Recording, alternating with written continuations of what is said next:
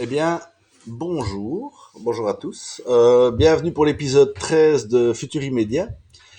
Donc voilà, Futur Immédiat, le live qui parle de tous les sujets qui gravitent autour du futur ou des futurs. Alors aujourd'hui, on va parler neurosciences. On va alors essayer d'abord de savoir qu'est-ce que c'est les neurosciences.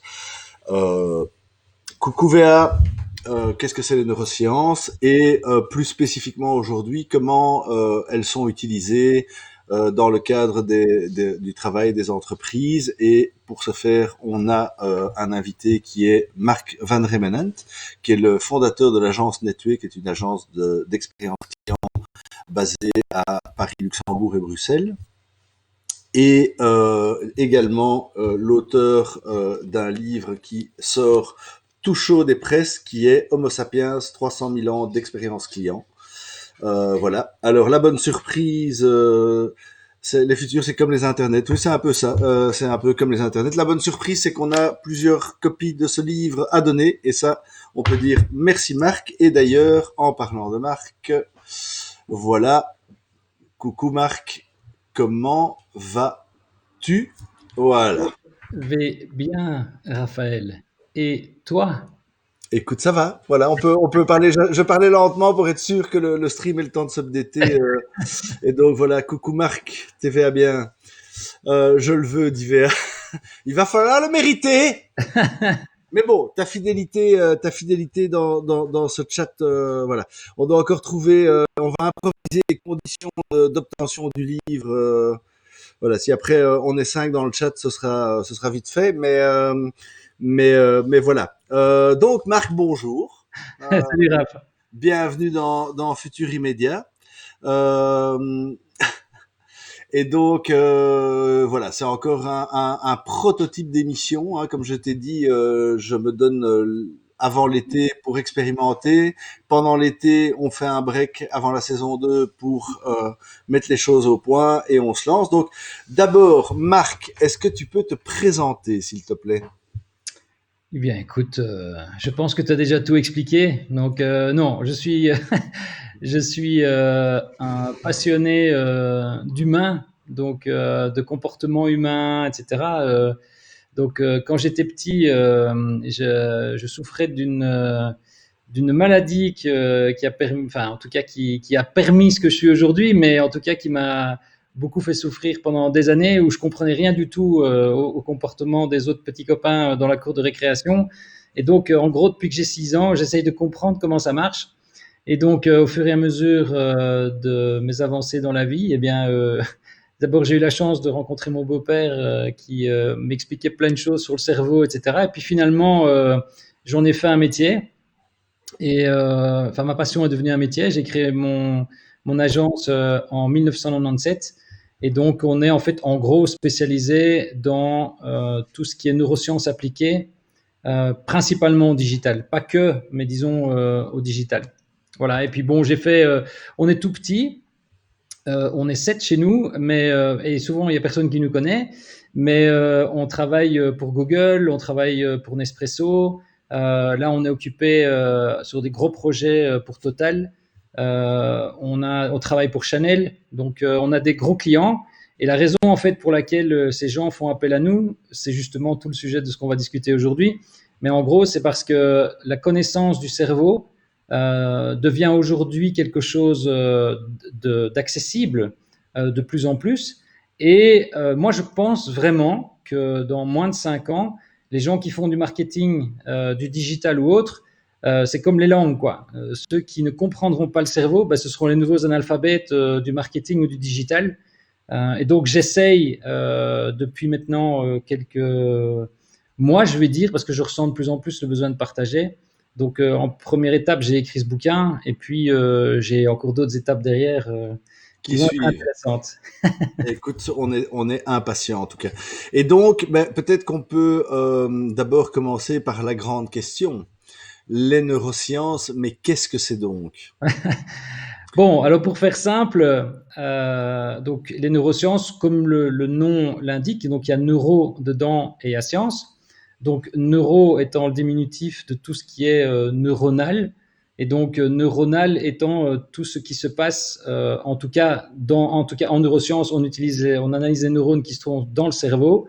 Il y en a d'autres dans le corps, hein, dans les intestins, etc., dans la moelle épinière. Mais là, c'est vraiment comment fonctionne en fait le cerveau.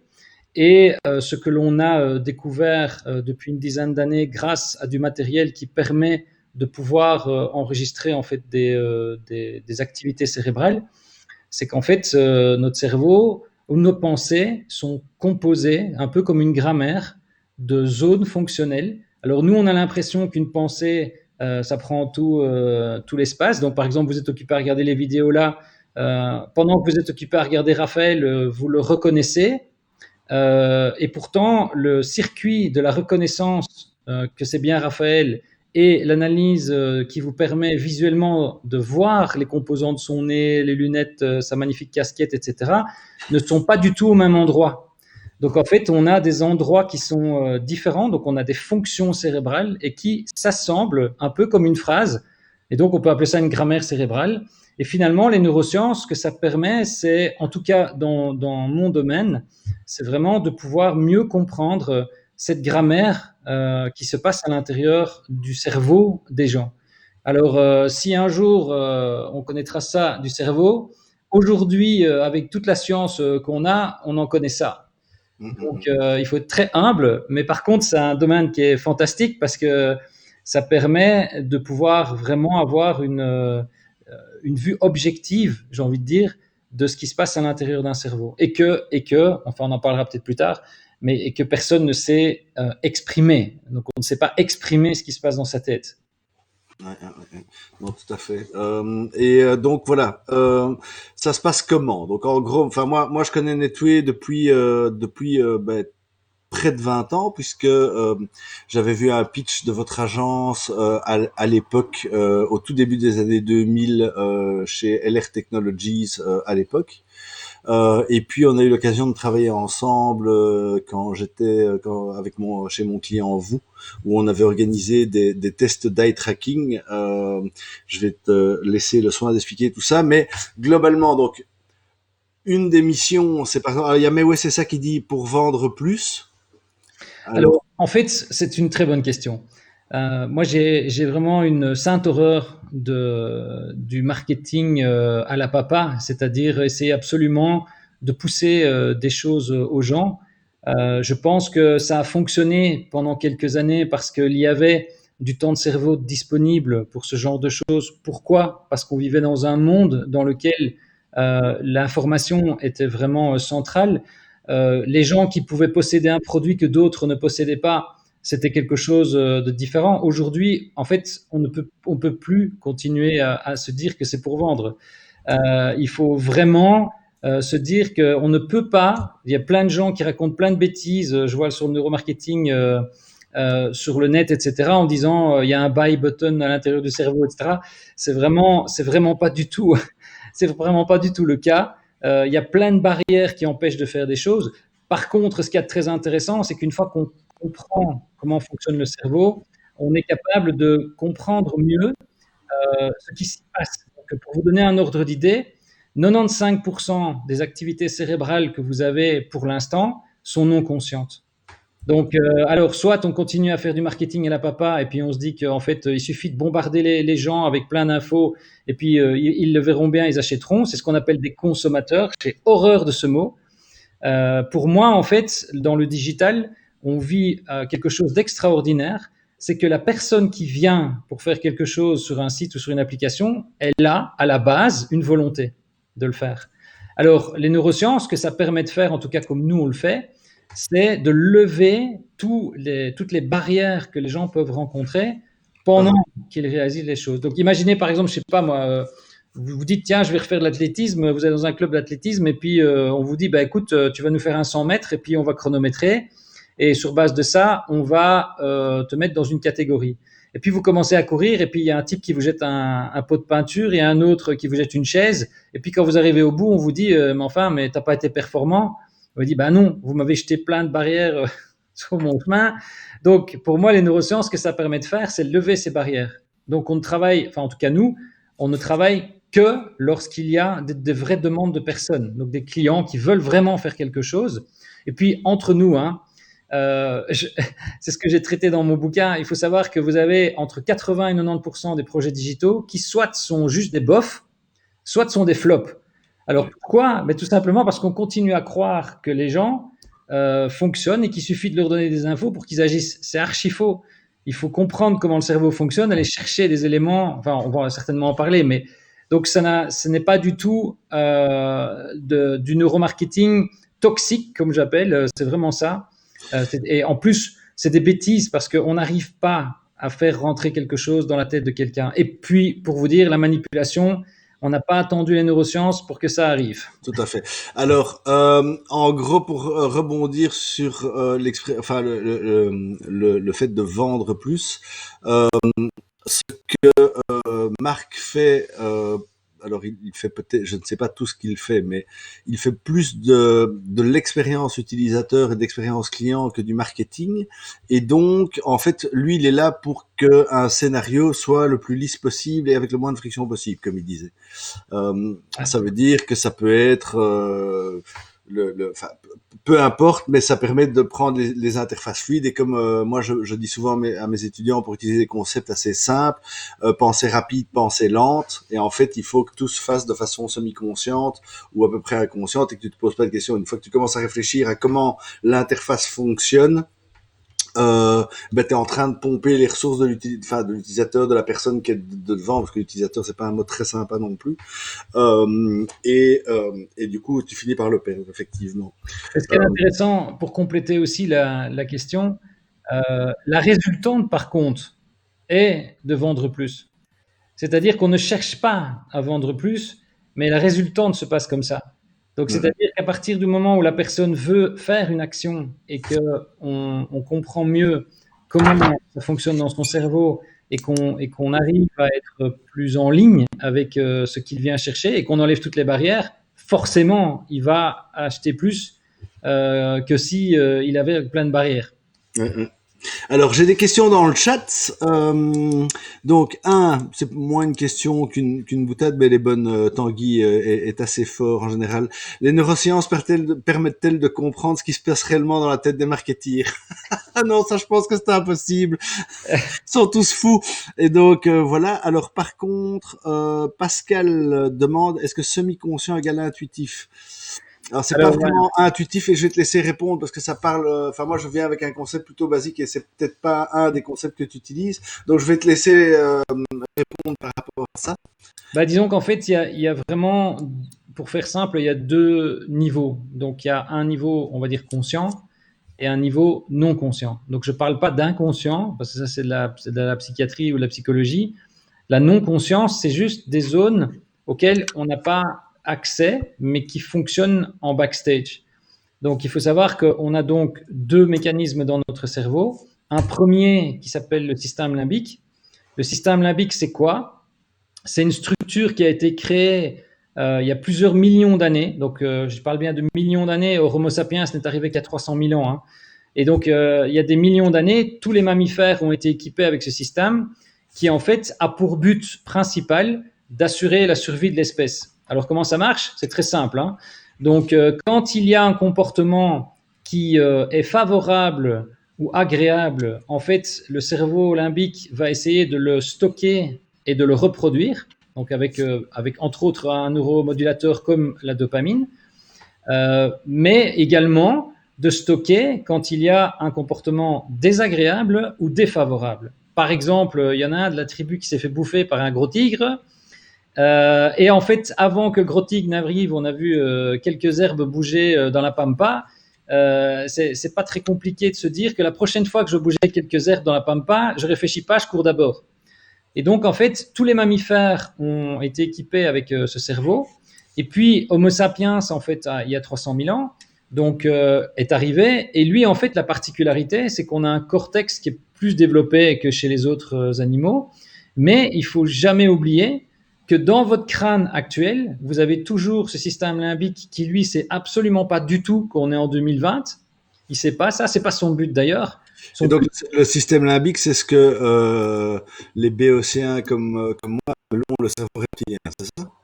Alors, non. Alors, ça, il faut bien faire attention aussi. Je n'ai pas parlé du cerveau reptilien parce que le cerveau reptilien, en fait, est un organe qui est bien présent, qui est au bout de notre tronc, donc tout au début du cerveau, mais qui n'a pour fonction que de gérer l'homéostasie. Donc, en fait, en gros, c'est lui qui regarde est-ce qu'on a assez d'eau, est-ce qu'on a assez de bouffe, est-ce qu'on a assez pour survivre, mais il n'apprend rien. Donc, et c'est d'ailleurs une bêtise. On voit plein de gens qui parlent de ça en disant il faut vendre au cerveau reptilien, etc. C'est faux. C'est pas du tout la réalité. Et donc, ce système limbique a évidemment peu progressé. Donc, ce qui a progressé, c'est les structures suivantes. Mais donc, votre cerveau actuel que vous avez dans votre crâne, c'est exactement le même qu'il y a 44 000 ans. D'ailleurs, lire, faire des mathématiques, etc., c'est du bidouillage de fonctions cérébrales qui, en fait, ne sont pas du tout faites pour ça. Et il y a plein de choses comme ça qu'on ne connaît pas sur notre propre cerveau, tout simplement parce qu'on est né dans ce siècle-ci et qu'on nous a toujours appris qu'on était rationnel. Tout le marketing, d'ailleurs, est basé là-dessus. Regardez, même en UX, on continue à dire, on va aller demander aux gens ce qu'ils veulent, ce qu'ils pensent, ou les observer, mais vous observez quoi? Vous observez 5% des activités cérébrales de quelqu'un, quoi. Parce que 95%, elles sont pas visibles. Et donc, alors soit on continue à se dire, bah, c'est pas grave, soit on se dit, bah, en fait, on vit dans un monde d'opulence où aujourd'hui faire la différence ne se fait plus sur des recettes basiques. Il faut aller un peu plus loin. Et ce un peu plus loin, la grammaire du cerveau permet de pouvoir mieux le comprendre, quoi. Ouais, ouais, ouais. Et alors, je ne sais pas si tu connais Clotaire Répaille, parce que justement, lui, c'est un Français qui ressemble hyper fort à Yves Saint-Laurent. Il a des grands cheveux, un accent français absolument terrible, des longs vêtements, une écharpe blanche. Et lui, justement, est connu, il a coiné le terme reptilian marketing. C'est notamment lui qui a fait le cruiser de chez je sais plus qui avait cartonné. Et c'est lui qui a réussi à faire vendre du fromage français aux Américains. En expliquant que en France, le rapport à la bouffe, c'est le vivant. Et donc un fromage, il est mis à l'extérieur, il doit respirer et autres. Et comme les Américains, la bouffe c'est dans un frigo emballé sous vide. En fait, le rapport c'est plutôt la mort et que donc évidemment si tu mets un truc vivant dans un rayon, ça ne se vend pas. Donc il a dit prenez les fromages français, coupez-les en tranches, emballez-les dans un brol et ça se vendra. Et donc je sais pas si tu connaissais ce gars ou pas du tout. Oui, bien sûr, mais je pense que, Et qu'est-ce que tu en penses? Enfin voilà, c'est juste pour bah, pouvoir écoute, un peu positionner dans ma carte. je pense qu'il y a il y a des talents dans le monde, il y a des gens qui ont de l'intuition et qui peut-être ne se l'expliquent pas. Quand on voit un Steve Jobs, il a rien fabriqué lui-même, mais quand on voit l'intuition qu'il a eue sur plein de produits, la capacité qu'il avait à se dire en fait non, ça marchera pas parce que en fait en gros, mais aujourd'hui il y a combien de mecs comme ça dans le monde versus le nombre de types qui font du design partout. Bien sûr, ces gars-là, ils vont arriver à avoir des résultats. Moi, ce qui m'intéresse, c'est comment est-ce qu'on fait pour un produit normal avec une équipe normale et arriver à avoir des trucs qui fonctionnent.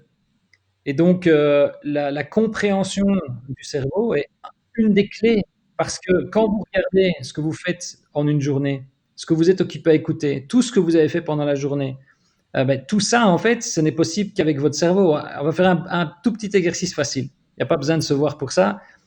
Est-ce que vous vous souvenez du dernier appel téléphonique que vous avez reçu dans la journée? Essayez de voir le dernier que vous avez eu. Est-ce que vous vous souvenez de où vous étiez? Est-ce que vous vous souvenez qui vous a appelé? Et est-ce que vous vous souvenez, est-ce que c'était agréable ou pas? Donc, en fait, tout ça, ce sont des choses que je viens de réactiver alors que vous n'êtes pas au téléphone. Donc, ce sont en fait des souvenirs qui sont stockés quelque part dans votre tête.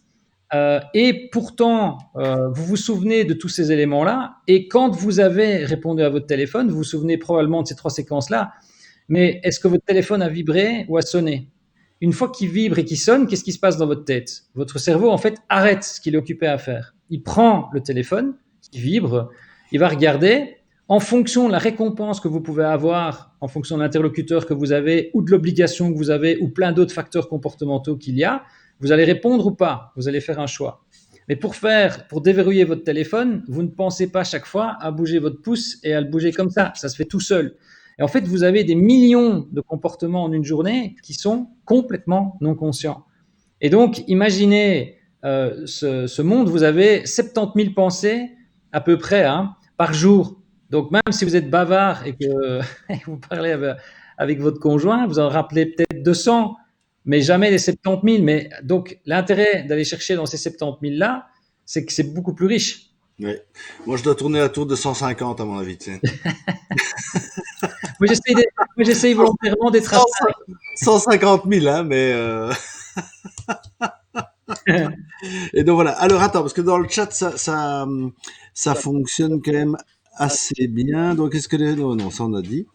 Alors, pof, pof, pof, les communicants de Trump sont focalisés sur le cerveau américain, le cerveau reptilien américain terreur.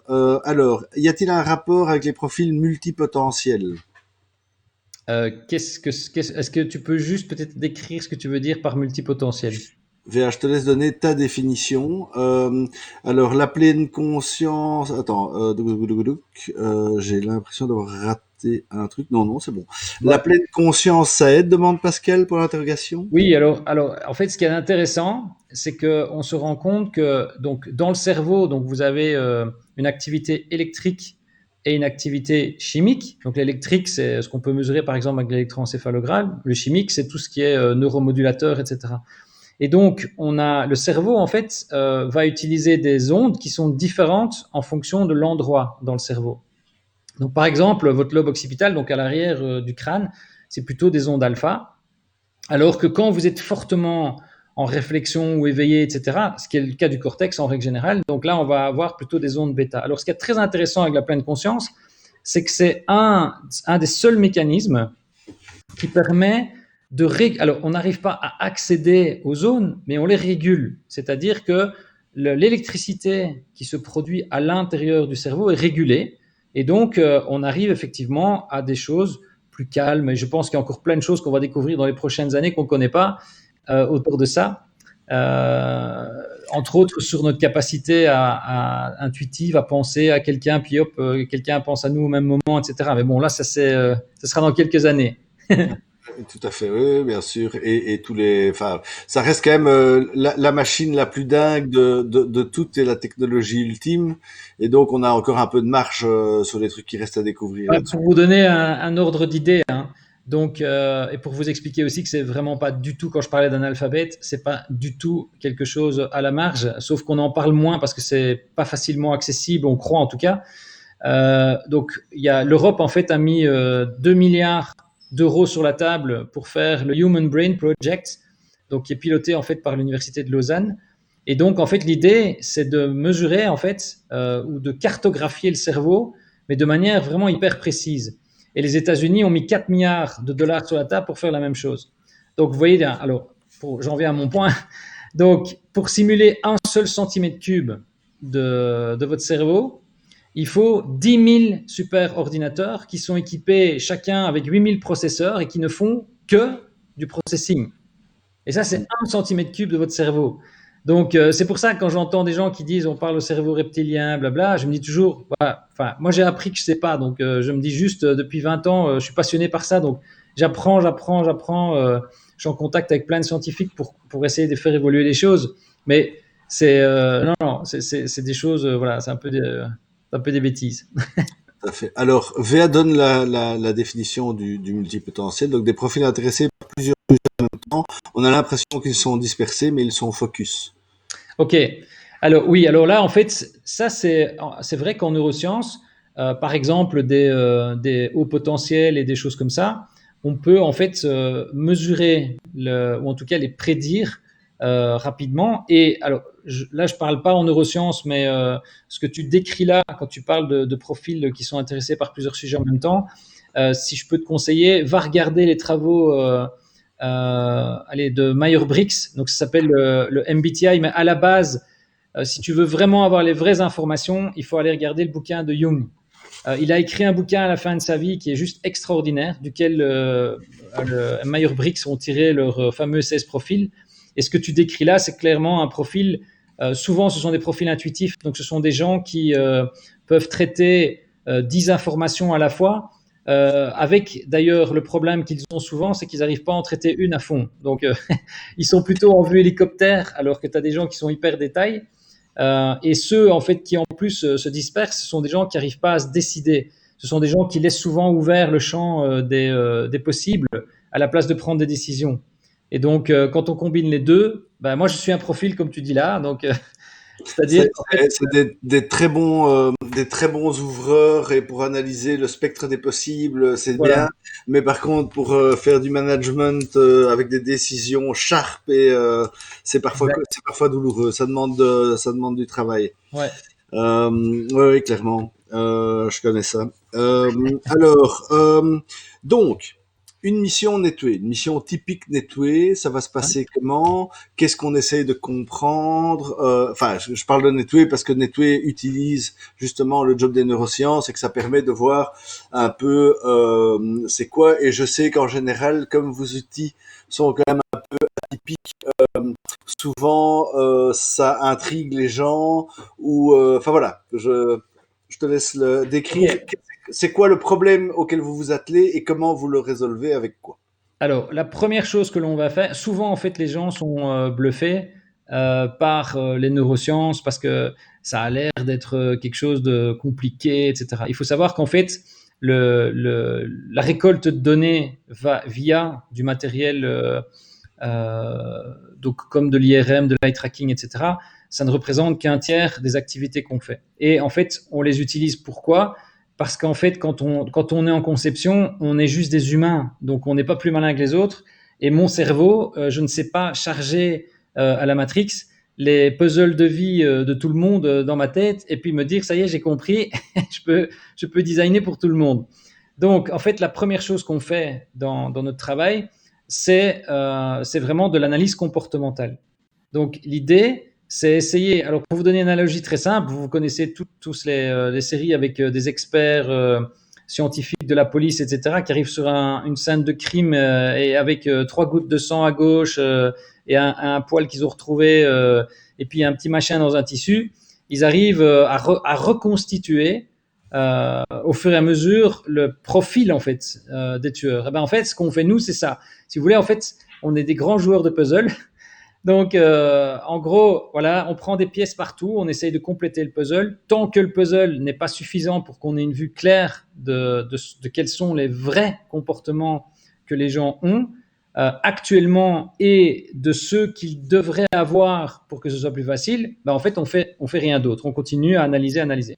Une fois que c'est fait et qu'on a une vue très claire, après, je vais vous donner un exemple de ça. Hein.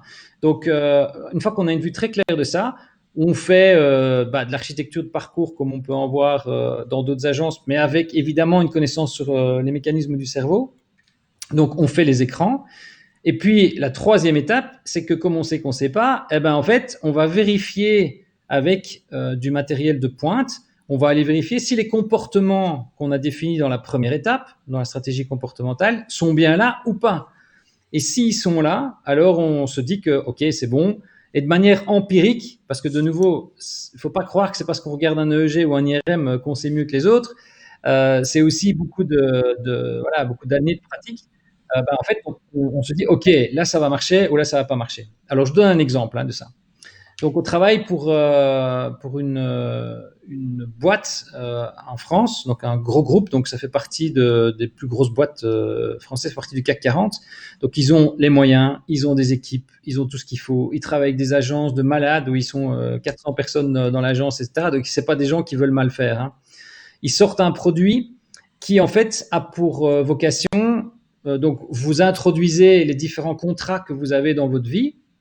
Et en fait, vous allez recevoir un mail qui va vous optimiser tout ça. Donc l'idée, c'est de dire, bah, écoute, pour l'instant, je sais pas moi, tu es chez Electrabel, passe plutôt chez Tartampion parce que ça te coûtera moins cher. Alors, idée intéressante parce qu'on peut se dire, bah oui, comme ça va faire diminuer les factures de tout le monde va être content. Donc, je pense qu'il y a eu 5 inscriptions au total, dont 2 de mon équipe pour voir comment ça marchait. Donc, alors la raison, c'est pas que l'application était pas bonne. La raison, c'est qu'ils n'avaient pas fait l'analyse comportementale, donc ils ne savaient pas en fait ce que les gens attendaient, ce qu'ils avaient comme référent à l'intérieur de la tête, etc. Donc, qu'est-ce qu'on a fait nous? Eh ben, en fait, on a analysé le marché français en regardant toutes les données sur c'est quoi des factures, comment les gens font, etc. Et au fur et à mesure de la constitution du puzzle, on s'est rendu compte que les familles françaises, en moyenne, je parle bien en moyenne, hein, donc en vue ménage, donc c'est-à-dire ça peut être quelqu'un de seul, mais en règle générale, c'est deux parents et un enfant ou deux enfants, gagnent aux alentours de 2500 à 3000 euros par mois. Et là, on est à 60%, à 80, non, 65%, jusque 80% des gens en France qui disent qu'ils ont des problèmes financiers tous les mois. Donc, on pourrait se dire, mais pourquoi cette application ne marche pas alors? Et donc, en fait, on est allé regarder ce que nous, on appelle les motivations psychologiques de base. Donc, il faut savoir que dans votre cerveau, à chaque fois que vous faites quelque chose, donc là, par exemple, là, vous êtes là, vous avez bien dû vous mettre en mouvement. Donc, alors vous avez l'impression que c'est vous qui avez décidé de vous mettre en mouvement. Mais votre cerveau, en fait, ce qu'il fait, c'est qu'il se dit, ah, là, j'ai un potentiel de dopamine, donc bouge. En fait, motivation, ça vient de motio en latin, qui veut dire mais mise en mouvement. Donc, en fait, s'il n'y a pas de motivation, il n'y a pas de mise en mouvement. Alors, la motivation, en fait, là, était complètement à côté de la plaque. Donc, ce qu'on a fait, si vous voulez, on a créé une application dans laquelle on va non pas travailler sur l'optimisation des factures, mais surtout sur ce qui se passe quand c'est optimisé. C'est-à-dire, en fait, en gros, si j'optimise mes factures d'électricité, de gaz, etc., j'aurai donc plus de pouvoir d'achat pour faire des trucs que j'aime bien. Or, on s'est aussi rendu compte, toujours dans cette première étape, qu'en fait, la majorité des gens ont du mal à remettre en question les contrats parce qu'on apprend qu'un contrat, c'est une grosse boîte, qu'on a l'impression qu'on ne peut pas changer les trucs, et malgré que les informations soient limpides sur le fait qu'on puisse changer, par exemple, d'assureur ou de compagnie d'électricité, etc., les gens ne le font pas. Pourquoi? Parce que, en fait, quand vous regardez le système de la récompense, la probabilité d'avoir la récompense, l'effort pour l'avoir et le délai, les deux derniers, le délai et l'effort, sont inconnus des gens. Pourquoi? Parce que c'est un comportement occasionnel de changer de facture. Donc, qu'est-ce qu'on a fait? Alors, qu'est-ce qu'on a aussi observé? On s'est rendu compte que les gens faisaient en fait des économies, mais en grattant sur ce qu'il y a autour d'eux, c'est-à-dire aller moins au resto, aller moins au restaurant, aller moins voir un ciné, etc. Et donc, on s'est dit, mais enfin, c'est quand même incroyable, quoi. Donc, on va inverser ça. Et donc, comment est-ce qu'on a fait ça? Parce que si on fait une application dans laquelle on dit aux gens, bah super, et si on changeait votre électricité, tout le monde va se dire non, non, c'est trop compliqué. Parce qu'on le sait, on sait dans les données, et on a fait des tests EEG et eye tracking pour être sûr qu'on était bien dans le bon. Et donc, on a bien vu qu'effectivement, les gens ont des doutes. Dès qu'on parle d'un contrat, ils ont des doutes sur changer. Donc, qu'est-ce qu'on fait? Vous avez des tuiles qui apparaissent sur votre app mobile. Et donc, il y en a une qui dit à la première connexion, bah, et si on s'occupait de votre électricité? Mais au-dessus de celle-là, en fait, ce qu'on fait, c'est qu'on va chercher autour de là où vous habitez toutes les stations essence. Et à la place de vous dire que et la pompe la moins chère, c'est celle-là parce que c'est 1,040 € et l'autre, elle est à 1,038 €, on part de votre porte-monnaie. C'est-à-dire, en fait, on dit, en France, dans l'endroit où les gens sont, la moyenne d'un plein est de 20 litres. Donc, si vous allez à telle pompe, vous allez payer, je sais pas, moi je dis n'importe quoi, 25 litres. Si vous allez à l'autre pompe, vous allez payer 30 litres. Et le principe, c'est d'introduire une carte à l'intérieur du. Donc là, on passe dans la deuxième étape. Donc, on va introduire un mécanisme dans lequel, par exemple, les stations essence vont être calculées comme ça, mais aussi les courses. Imaginez un système dans lequel, en fait, vous vous connectez, et puis, en fait, on vous dit pas, va là, parce que tu vas avoir 10 cents sur les pas de Panzani. On va te dire, la moyenne des gens qui vont faire des courses et qui sont dans ta situation payent, je dis n'importe quoi, moi, 150 € par semaine ou 200 € par semaine. Et à partir de là, on va vous indiquer sur base de courses moyennes que vous pouvez paramétrer ou pas si vous voulez. Si vous paramétrez rien, eh ben, on va vous montrer directement les éléments qui sont liés en fait à une vraie consommation. Donc imaginez au niveau de la récompense ce qui se passe. Ce sont des actes directs dans mon environnement immédiat. Donc, qu'est-ce que je vais faire? Je vais construire la confiance pendant un certain nombre d'usages qui est calculé. Et au bout d'un certain temps, on va reproposer la modification d'un contrat d'électricité. Mais à ce moment-là, la confiance est construite et c'est complètement différent. Donc, Et donc, en fait, tu as créé un point qui est, je fais confiance à cette application pour me faire payer moins cher. Et donc, s'il me parle d'électricité, la connexion est faite et donc tu abaisses la barrière perçue ou la friction perçue. Donc, le mec se dit, ouais, ça vaut vraiment la peine et donc il est plus motivé à y aller, c'est ça? exactement, oui, tout à fait. Donc, en fait, le principe, c'est que ça reboucle avec la première question sur moi, j'ai horreur du marketing euh, mal fait. Du marketing mal fait, c'est ce que j'appelle du marketing extrinsèque. Alors, Du euh, marketing, ouais. ah oui, oui, tu avais parlé. Non, alors ça, oui. Attention extrinsèque, attention intrinsèque. On va revenir de ça. Tu avais abordé le sujet dans le chat la semaine passée. Alors, attends. Ok, ad futur immédiat. Oui, ok, ça va, t'as compris. D'accord, d'accord, d'accord. Mais si on n'a pas de voiture, ben t'as plein d'autres trucs avec lesquels tu payes des factures. Mathéo, je te sens d'humeur taquine aujourd'hui. Alors, bien-être au travail, point d'interrogation. Un bug marketing, point d'interrogation. La stimulation au travail, question. Avoir du sens, avoir du sens au travail. Donc, VA est plutôt, travaille dans le monde des ressources humaines. Bah, écoute, Donc, pour moi, voilà. Il y avait c'est Tanguy qui simple, hein. parlait de l'enseignement. Donc, effectivement, hein, donc Tanguy parlait de dire oui, les neurosciences sont fortement utilisées dans l'enseignement Ouais. et dans le monde des chars. À mon avis, ça intéresse VA de savoir comment est-ce que ça peut être appliqué, je pense. Bah, écoute, en fait, c'est ça qu'il y a d'extraordinaire, c'est qu'on s'en rend pas compte, mais tout ce qu'on fait, 100% de ce qu'on fait, se passe dans notre cerveau, 100%. Donc, qu'on soit au bureau, qu'on achète quelque chose, qu'on soit en famille, qu'on se dispute avec quelqu'un, qu'on aime quelqu'un, tout ça se passe à l'intérieur du cerveau. C'est pour ça que c'est une vraie révolution qu'on est occupé à vivre, parce qu'on commence à mieux comprendre comment on fonctionne. Et donc, dans les ressources humaines, qu'est-ce qu'on voit apparaître? L'équation de la confiance est une équation en fait qui est essentielle en neurosciences. Pourquoi? Parce qu'il n'y a pas de passage à l'acte s'il n'y a pas de confiance. Alors, la confiance, c'est là, je parle plus pour au niveau des ressources humaines, hein. Donc, en fait, on a un numérateur et on a un dénominateur dans cette équation. Alors, au numérateur, on a en premier la crédibilité. C'est est-ce que je suis crédible sur ce que je raconte? Donc, par exemple, dans une entreprise, si un manager a suivi des formations, etc., et qui connaît bien son domaine, il sera crédible. Si je prends un notaire, bah, il a fait des études, donc on se dit il est crédible. Après, il y a toujours au-dessus, il y a fiabilité. Est-ce que ce que je dis, je le fais? Donc là, il y a beaucoup de travail déjà là-dessus pour se dire, je sais pas moi, quand on me propose quelque chose et que derrière, en fait, je m'aperçois que c'est pas la même chose, c'est un problème de fiabilité. Ensuite, on a l'intimité, c'est-à-dire l'approche qu'on va avoir avec les gens. Est-ce que je suis intime, par exemple, tiens, j'offre une tasse de café, etc.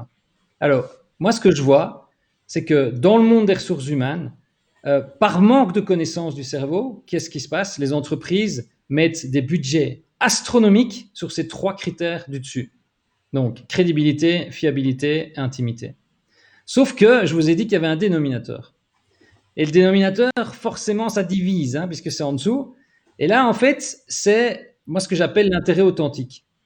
C'est-à-dire, si j'ai un manager qui fait vraiment attention à moi, mais vraiment, ce mec, je suis capable de le suivre n'importe où, hein. Même si il n'est pas 100% crédible, même s'il n'est pas 100% fiable, mais je sais que je peux compter sur lui et qu'il ne va pas me lâcher. Et en fait, qu'est-ce qu'on voit aujourd'hui dans le marketing? Et c'est pour ça que je parle de marketing extrinsèque, on en reparlera tout à l'heure, mais c'est le dénominateur qui est un problème. Aujourd'hui, qu'est-ce qu'on voit dans les boîtes? C'est qu'on travaille principalement sur les trois premiers. Alors, on va faire un petit calcul rapide, hein. Vous mettez de 1 à 5 chaque composant au-dessus dans l'équation. Donc, si par exemple 1, je suis vraiment pas bon, 5, je suis très bon. Donc, imaginons, je suis hyper crédible, 5. Je suis hyper fiable, 5. Je suis hyper intime, 5. Waouh, j'ai 15 au numérateur. Sauf que si, en dessous là, je sens moi en tant que client que c'est pas pour moi qu'on le fait, mais que c'est pour l'autre, eh bien, on va tout diviser par 5. Et donc, qu'est-ce qu'on voit?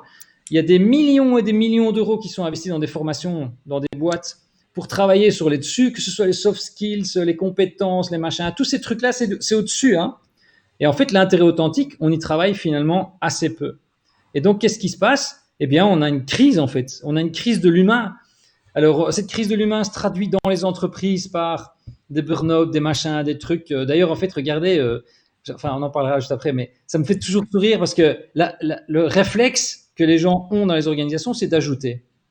T'es pas bien dans la boîte? Allez, on va t'ajouter un petit kicker quelque part ou je sais pas, Et pas de retirer, ouais. voilà, un massage taille ou autre chose. T'es pas bien dans ta boîte? Écoute, c'est pas grave, tu sais quoi? On va faire en fait un mec qui va être responsable de ton bonheur, quoi. Mais c'est génial.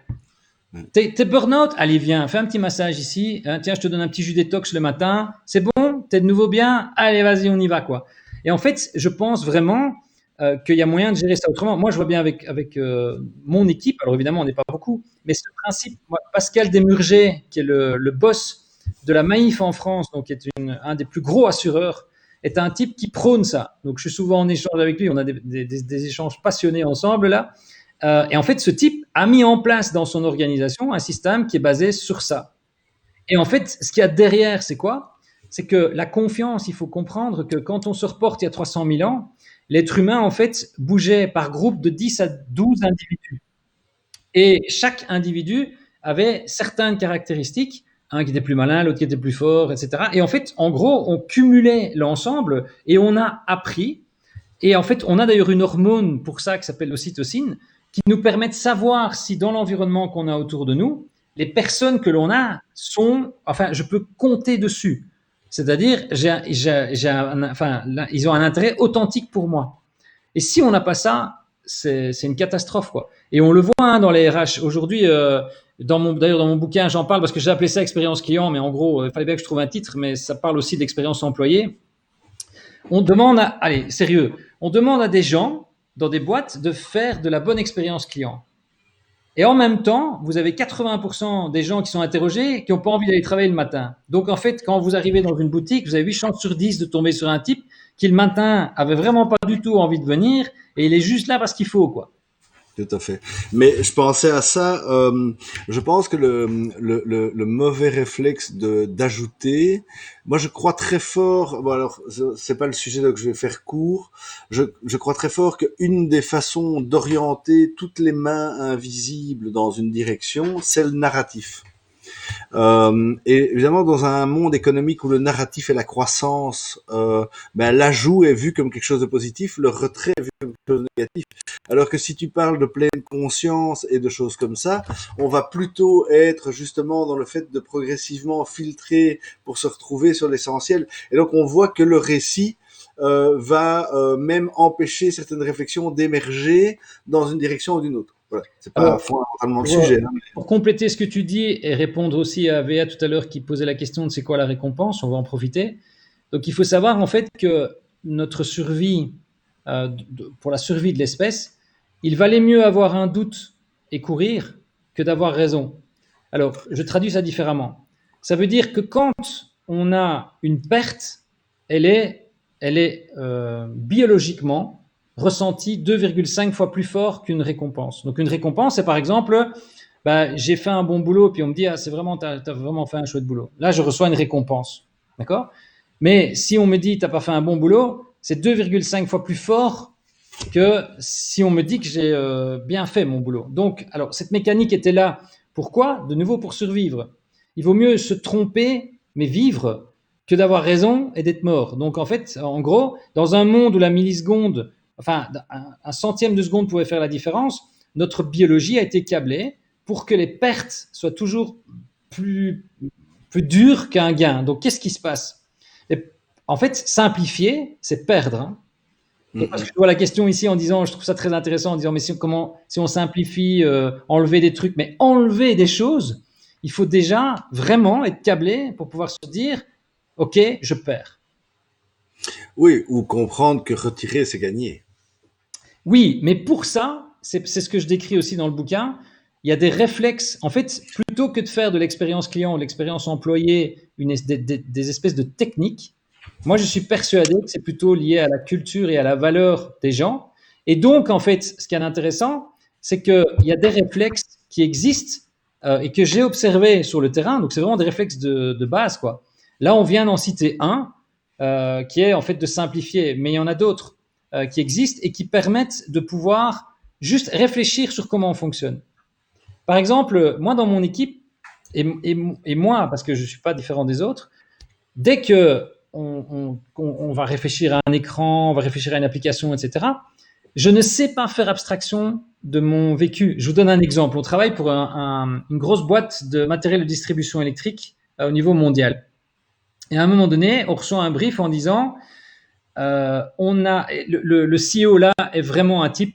D'ailleurs, je l'utilise beaucoup dans le bouquin. Il a d'instinct les 9 réflexes, le type, hein, d'instinct. Hein. Donc c'est un CEO et en fait le mec il gère son agenda en pourcentage. Et donc quand n'importe quoi, hein, il a 35% de son temps passé sur le terrain avec des électriciens, le mec. S'il a pas ces 30%, la semaine d'après, s'il en a que 20, il va passer 40%. Mais il est incollable. Hein. Quand vous êtes dans une réunion avec lui, c'est le PDG.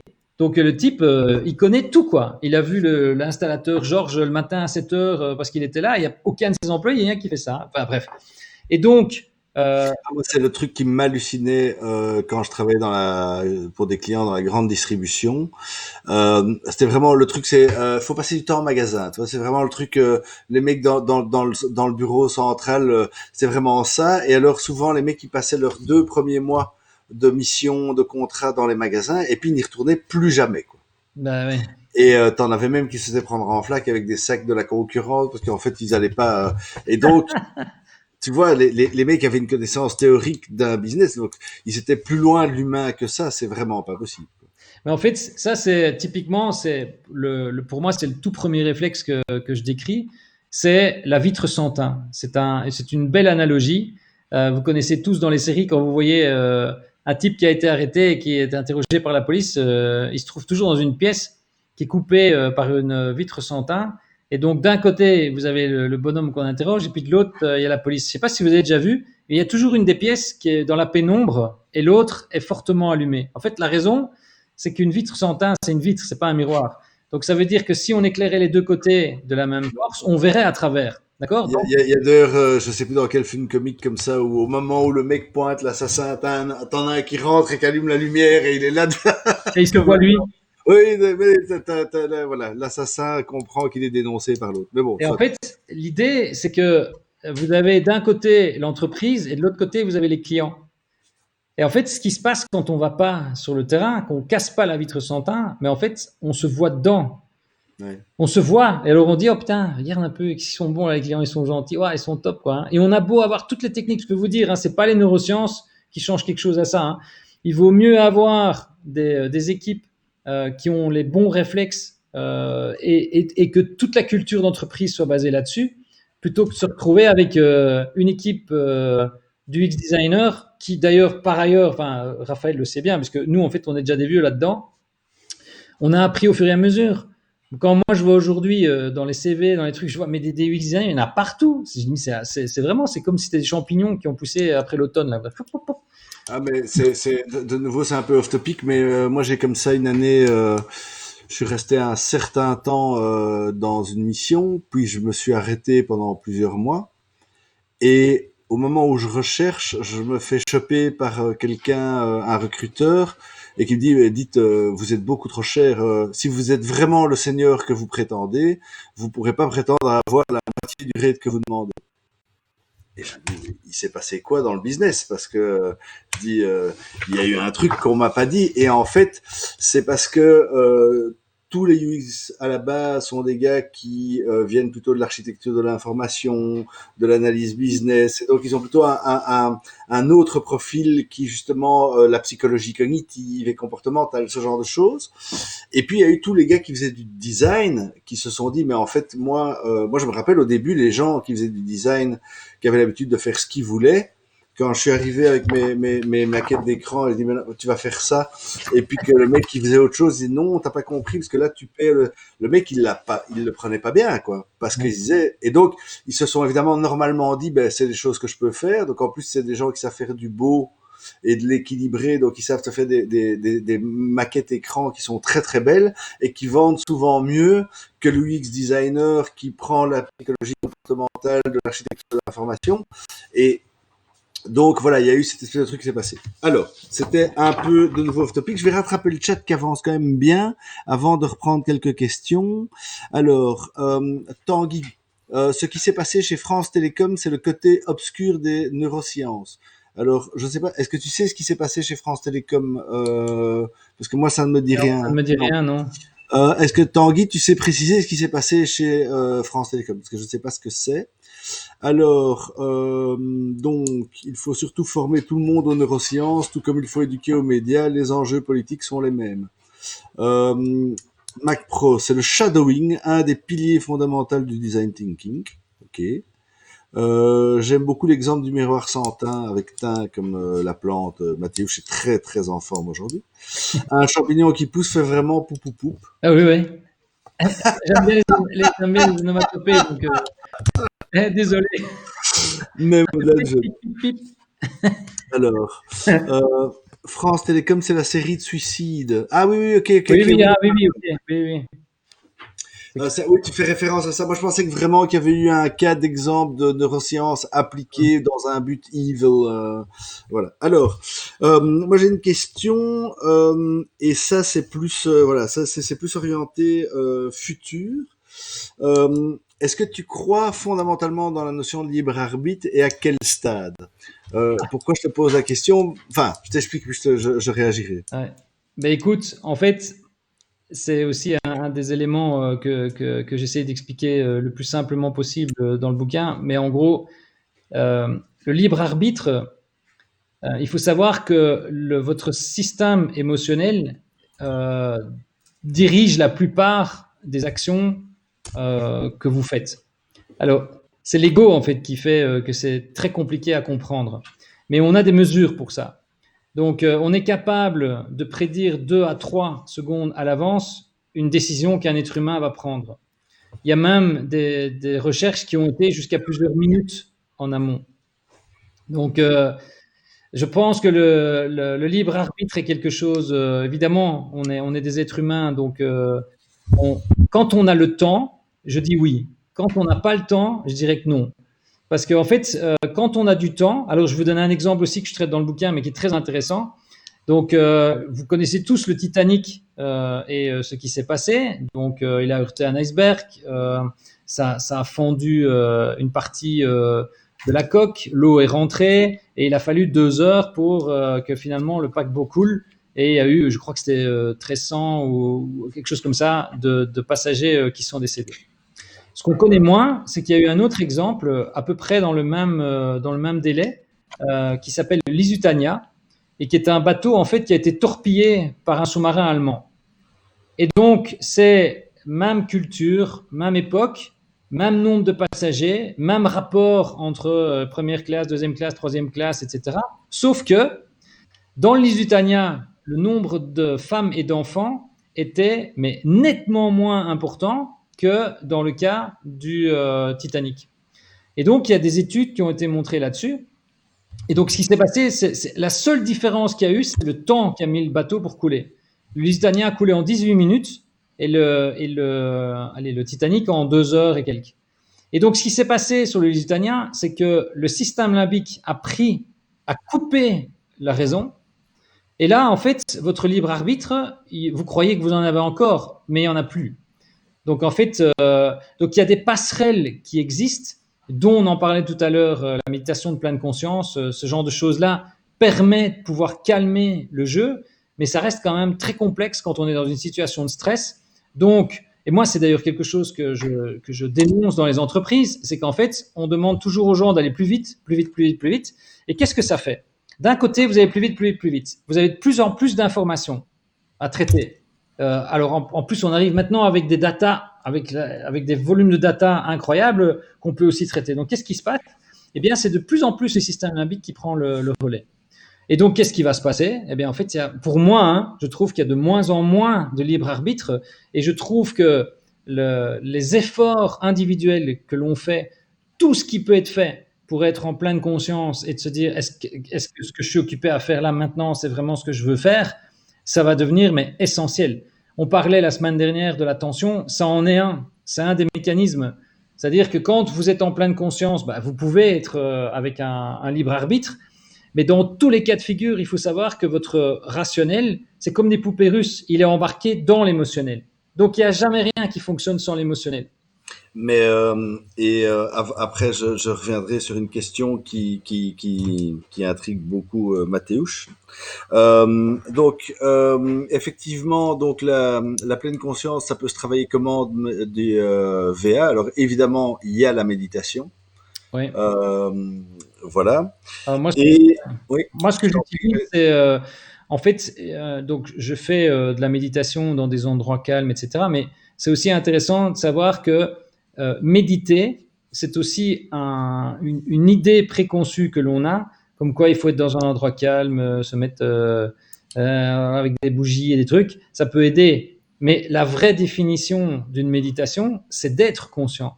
Ça veut dire, en fait, d'être là. Et donc, moi, ce que je fais régulièrement, comme je peux, parce que je suis un être humain et donc je me trompe comme tout le monde, mais j'essaye de me dire, par exemple, quand je suis dans le métro, enfin, ça fait déjà un moment, mais c'est tout le temps de me dire, OK, là, qu'est-ce que je fais? Tiens, qu'est-ce que je touche là pour l'instant? Tiens, je suis debout. Ah, tiens, je sens mes pieds. Tous ces petits exercices permettent, par exemple, quand vous êtes dans un parc, d'écouter, par exemple, un oiseau et puis un deuxième oiseau, tout en écoutant toujours le premier. Puis vous rajoutez une troisième source sonore, puis une quatrième, une cinquième, etc. Et ça permet en fait, à un moment donné, de pouvoir apaiser. Mais ce qui est important à comprendre dans tous les cas de figure, c'est que si on n'a pas le temps, le système limbique, lui, il attend pas quoi. Et donc, les connexions que l'on a entre notre cerveau rationnel, qui est principalement frontal, et le reste, si vous êtes fatigué, tout cela, c'est beaucoup moins facile à faire. C'est pour ça que je pense qu'on est vraiment face à quelque chose au niveau sociétal où on voit bien que ça merde, quoi. Hein. Il y a des trucs qui tournent pas rond, des boîtes où on se dit, allez, on voyait les suicides tout à l'heure d'Orange, mais c'est France Télécom, France Télécom. France, ouais, enfin oui, oui. Ça, ouais. Mais Mais bon, c'est vraiment. Enfin voilà, je discutais avec un pote tantôt qui travaille depuis 5 ans dans une boîte et qui vient de terminer sa mission, enfin son contrat. Et il disait, j'ai pas reçu un coup de fil, j'ai pas reçu un mail. Il m'avait dit d'ailleurs qu'il s'y attendait parce qu'il avait vu 2, 3 départs et que ça s'était passé comme ça. Et je dis, en fait, ces gars ne comprennent pas, je pense, à quel point ils sont en future faillite. Euh, J'allais dire à long terme, mais je pense même à court moyen terme, parce que on voit les millénials veulent, enfin, des banques bien connues trouvent plus de, attends, parce que ça fait du bruit, trouvent plus de ressources. Enfin, tu vois, il y a des banques, par exemple, chez les millénials, s'ils n'arrivent pas à embaucher, quoi. En tout ouais. cas, pas tout à fait assez. Et je pense que vraiment, ces boîtes-là, c'est des erreurs. Tu vois, c'est un peu comme l'expérience client, enfin, ou l'expérience utilisateur qu'on pratique depuis longtemps tous les deux. Il y a 15 ans, même encore 10 ans, les mecs te disaient, on s'en fout, on n'a pas le temps, tu vois. Et en fait, c'est plus important que tout le reste quelque part. Et comme tu le disais, et Bronson disait ça aussi, moi, chez moi, l'employé est roi. Prenez soin de vos employés, prendre soin de vos clients. Hein, c'est un peu ça aussi que la confiance, le lien. Mhm. Enfin voilà, moi je pense que c'est vraiment fondamental. Et puis, il faut savoir aussi que donc non seulement on a plus parce que les entreprises ajoutent, donc on ajoute du travail, on ajoute des choses, on ajoute des trucs, on ajoute des divisions, on ajoute des. Alors quand on rajoute une division UX ou un management au-dessus, donc on rajoute du management, on rajoute des machins, etc. Mais en plus, il faut savoir qu'on vit dans un monde, et là par contre, pour moi, ça c'est quelque chose qu'on peut changer tout de suite. Moi, je l'ai fait. Il faut savoir que la dopamine a été créée, le neuromodulateur a été créé, comme je l'expliquais tout à l'heure, pour pouvoir reproduire des comportements de survie. Et donc, quand on vivait il y a 300 000 ans, ou même encore il y a 44 000 ans, comme chasseur-cueilleur, on va dire moderne, ben en fait, on avait de la dopamine de temps en temps. Donc, nos neurones modulateurs, notre biologie a été construite pour un monde qui n'est pas en surcapacité en permanence. Et donc, par exemple, les téléphones mobiles, il y a des Ouais, expériences. c'est pour ça qu'on aime le gras aussi, parce Ben, qu'à l'époque, il y en avait pas souvent. mais tous ces mécanismes-là, en fait, tous ces mécanismes-là dont on ne se rend pas tout à fait compte, sont en fait une biologie qui est vieille. Imaginez que vous avez le cerveau le même qui a 44 000 ans. Et donc, en fait, aujourd'hui, Avant, donc la dopamine, c'était, je sais pas, moi j'ai mal au ventre, j'ai pris telle plante, ça m'a fait du bien. Je stocke l'endroit. La dopamine, qu'est-ce qu'elle va faire? Elle stocke les souvenirs. Donc en fait, elle va en fait dire c'est à tel endroit. Donc c'est une zone du cerveau, donc qui va se trouver ici dans le lobe pariétal. Vous allez avoir à quoi ressemble la plante, donc qui va être dans le lobe occipital. Vous allez avoir l'odeur de la plante, l'endroit, etc., qui vont être stockés. Et donc la fois d'après, ben, quand vous avez mal au ventre, la dopamine va se réactiver, va réactiver le souvenir de la plante et vous allez vous souvenir où c'était, etc. Sauf qu'aujourd'hui, en fait, ces mécanismes-là sont sursollicités et donc, entre autres, par le mobile.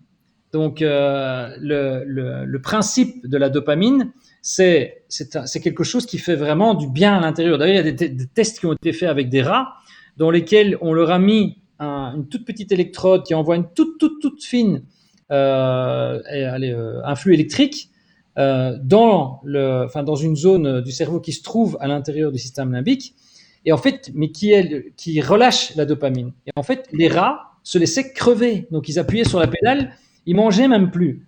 Donc, si vous voulez, ce neuromodulateur à l'excès devient toxique, et donc la meilleure manière d'avoir une dose, c'est quoi? Ça, c'est la probabilité très élevée d'avoir la dose, la vitesse et l'effort. Alors, qu'est-ce qui aujourd'hui fait ça? Le mieux, c'est Facebook, toutes les notifications que vous recevez sur votre téléphone, etc.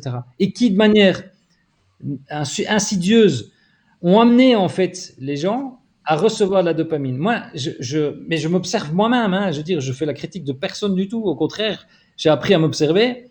Qu'est-ce que je vois? Je suis en fait 15 minutes sur mon téléphone.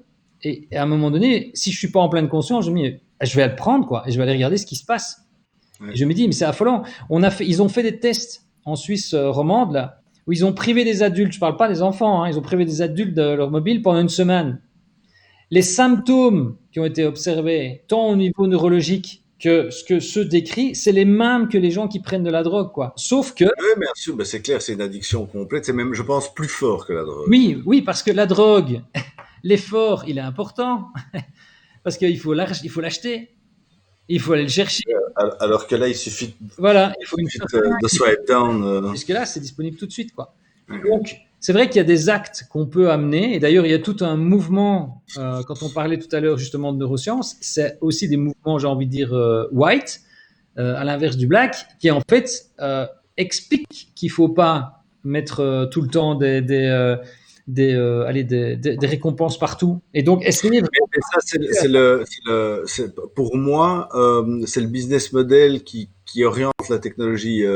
Tristan Harris, qui parle vraiment beaucoup de ça. C'est un ancien déontologue de chez Google qui s'est barré et qui disait que, en fait, globalement, tant que le business model est de la publicité, eh ben, on va te triggerer ton attention au maximum pour te mettre dedans à fond parce que c'est rentable, c'est juste ça. Et donc, si tu changes le business model, tu changeras l'effet de la technologie. Moi, je dis souvent, il faut devenir des banquiers de l'attention. Si vous voulez faire un business model sain, ce que je dis dans mes cours et à mes clients, vous devez devenir des banquiers de l'attention. Ça veut dire que plutôt que de prendre de l'attention et de la revendre à quelqu'un d'autre, ce qui est quand même anti-éthique, c'est de dire, tu me donnes 1 heure de ton attention et je t'en fais gagner 10. Et je pense que comme ça, on peut créer plein. Et l'AI va évidemment aider à aller dans ce sens-là parce qu'il va pouvoir automatiser de plus en plus des scénarios. Donc, enfin voilà. Là, c'est très ce que tu viens de décrire, c'est très clairement l'attention extrinsèque ou intrinsèque. Ah ben voilà, je vais être content parce que ça fait 3 fois qu'il me relance. J'ai ça dans mes notes et donc on saute sur le point que je vais pouvoir. Alors on va le faire un peu alors. Ouais, parce qu'il troll beaucoup, t'as raison. Alors, il est bien, Marc. Hein. En fait, on a 2 mécanismes attentionnels. Donc, en fait, on en a même 4. Mais je vais d'abord commencer par les deux principaux. Donc, l'extrinsèque, c'est celui qui provient donc de l'extérieur. Donc, par exemple, si il y a 44 000 ans, je voyais un animal courir vers moi, c'est bien extrinsèque. Donc, ça veut dire qu'en fait, en gros, ça vient de l'extérieur. Et donc, il fallait mieux que je cours ou que j'ai une réaction. Et le marketing, ou l'attention intrinsèque, c'est partir de l'animation de l'individu lui-même. C'est exactement ce que tu viens de décrire, Raphaël. C'est-à-dire que si je fais attention à quelqu'un, non seulement je vais lui montrer de l'intérêt authentique dans l'équation de la confiance, mais surtout, je vais prendre le temps d'activer chez lui, en fait, son attention intrinsèque, c'est-à-dire sa motivation, sa vraie motivation. Et ce qui est intéressant, parce que nous, en fait, quand les gens voient les résultats business qu'on a, ils font toujours des yeux énormes. Mais qu'est-ce qu'on fait? Ben, c'est pas très compliqué, hein. Vous avez une boîte, vous avez des gens. Ce qu'on cherche, c'est la zone de convergence entre les deux. Et le problème, c'est qu'il y a plein de boîtes qui sont persuadées qu'ils vont lancer un truc et que ça va marcher, alors qu'en fait, ils vérifient pas s'il y a une zone de convergence. Et cette zone de convergence, dans un monde d'opulence dans lequel on est maintenant, on n'a plus besoin de marketing extrinsèque. C'est terminé ce monde-là, c'est fini. On rentre dans un monde de marketing intrinsèque, c'est-à-dire comment est-ce que je fais pour, à la limite, je fais mon propre marketing. C'est-à-dire que je m'intéresse à quelque chose, je sais que je vais aller le chercher. Après, si on me le montre, ça peut être intéressant. Mais combien de fois, moi je me souviens que j'avais acheté une tondeuse automatique là pour le gazon là. Putain, pendant 6 mois, ils m'ont cassé les burnes avec toutes les tondeuses du monde que j'ai eues.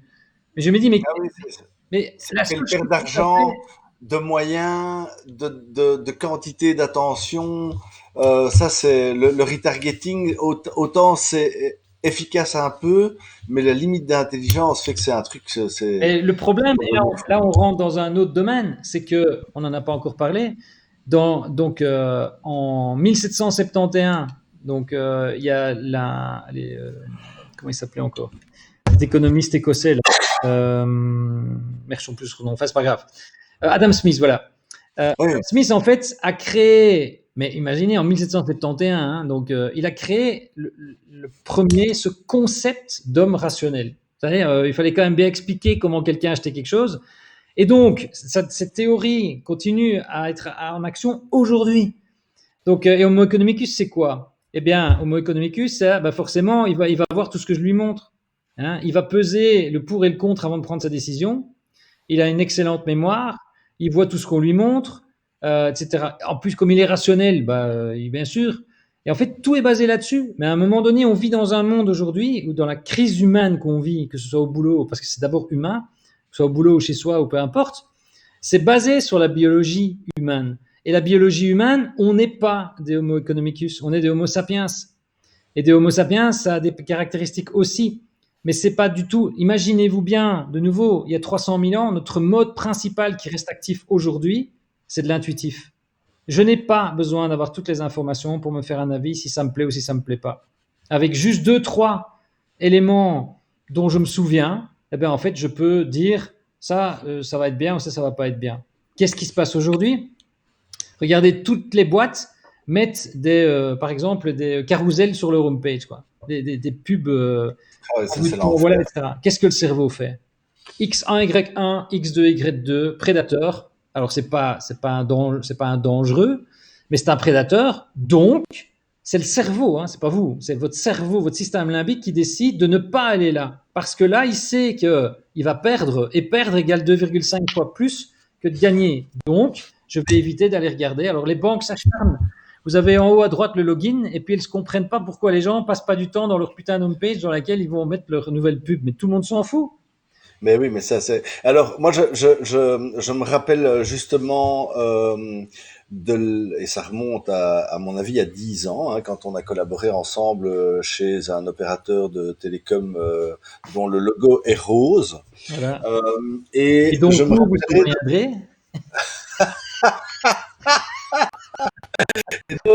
Je me rappelle de deux choses quand on a fait ces tests. Le premier, c'est le carrousel qu'on essayait de se dégager, mais qui était en fait clairement un espace politique qu'il fallait laisser là pour faire plaisir à tout le monde. Comme ça, tout le monde avait un peu l'impression dans la boîte que c'était son site un peu aussi.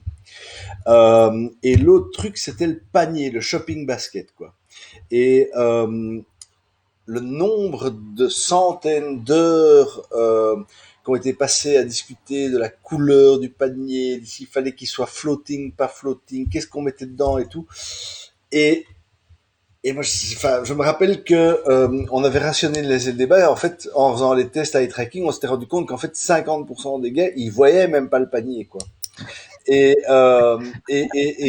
ceux qui l'avaient vu, en fait, à l'interview de débrief après l'eye tracking, ils disaient ah bon, donc en fait ils l'avaient vu mais ils l'avaient pas vu en fait. Donc ça a mis pas mal de frein au débat. Et ce qui est très intéressant, c'est que en fait, quand on a factualisé les tests de UX, ils ont dit c'est dément et ça n'a plus jamais été fait.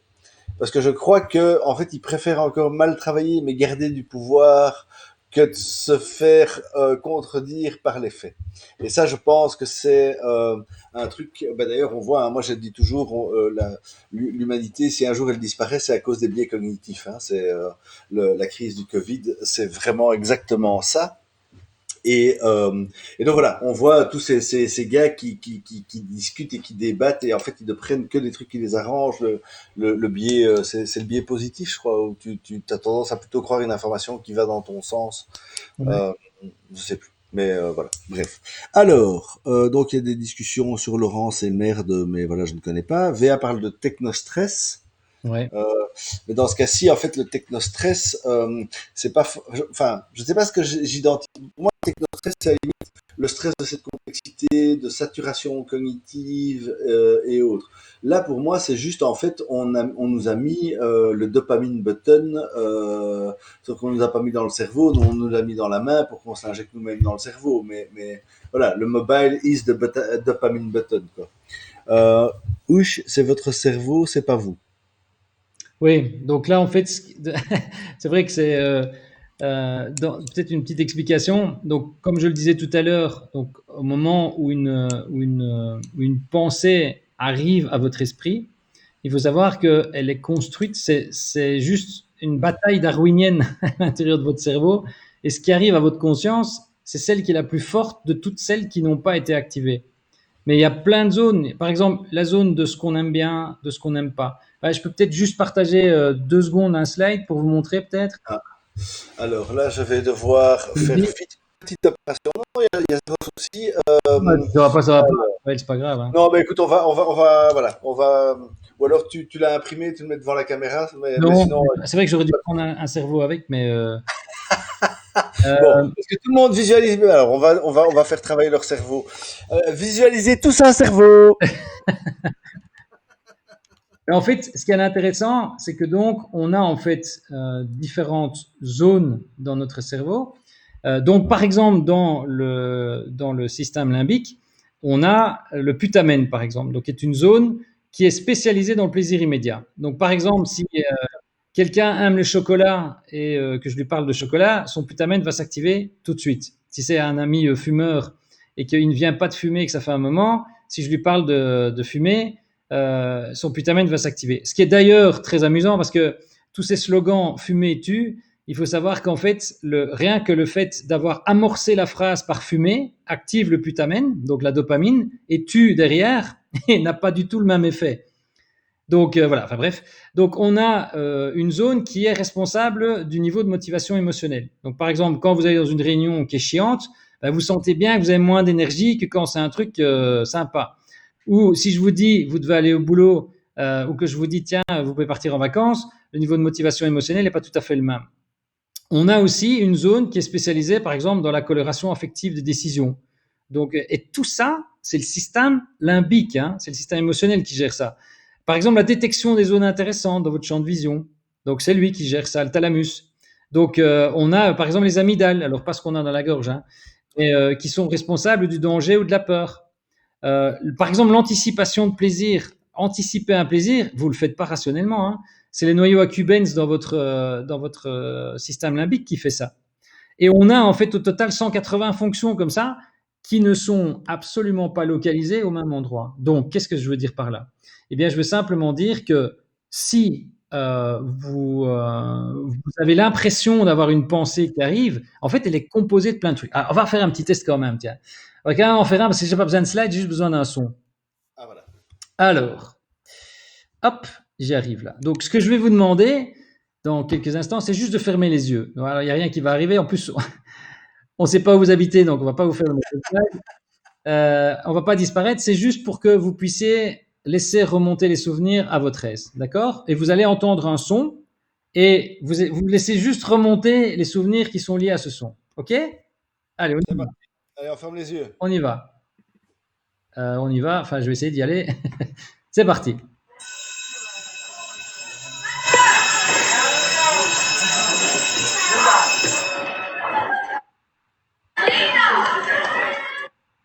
Voilà. Top.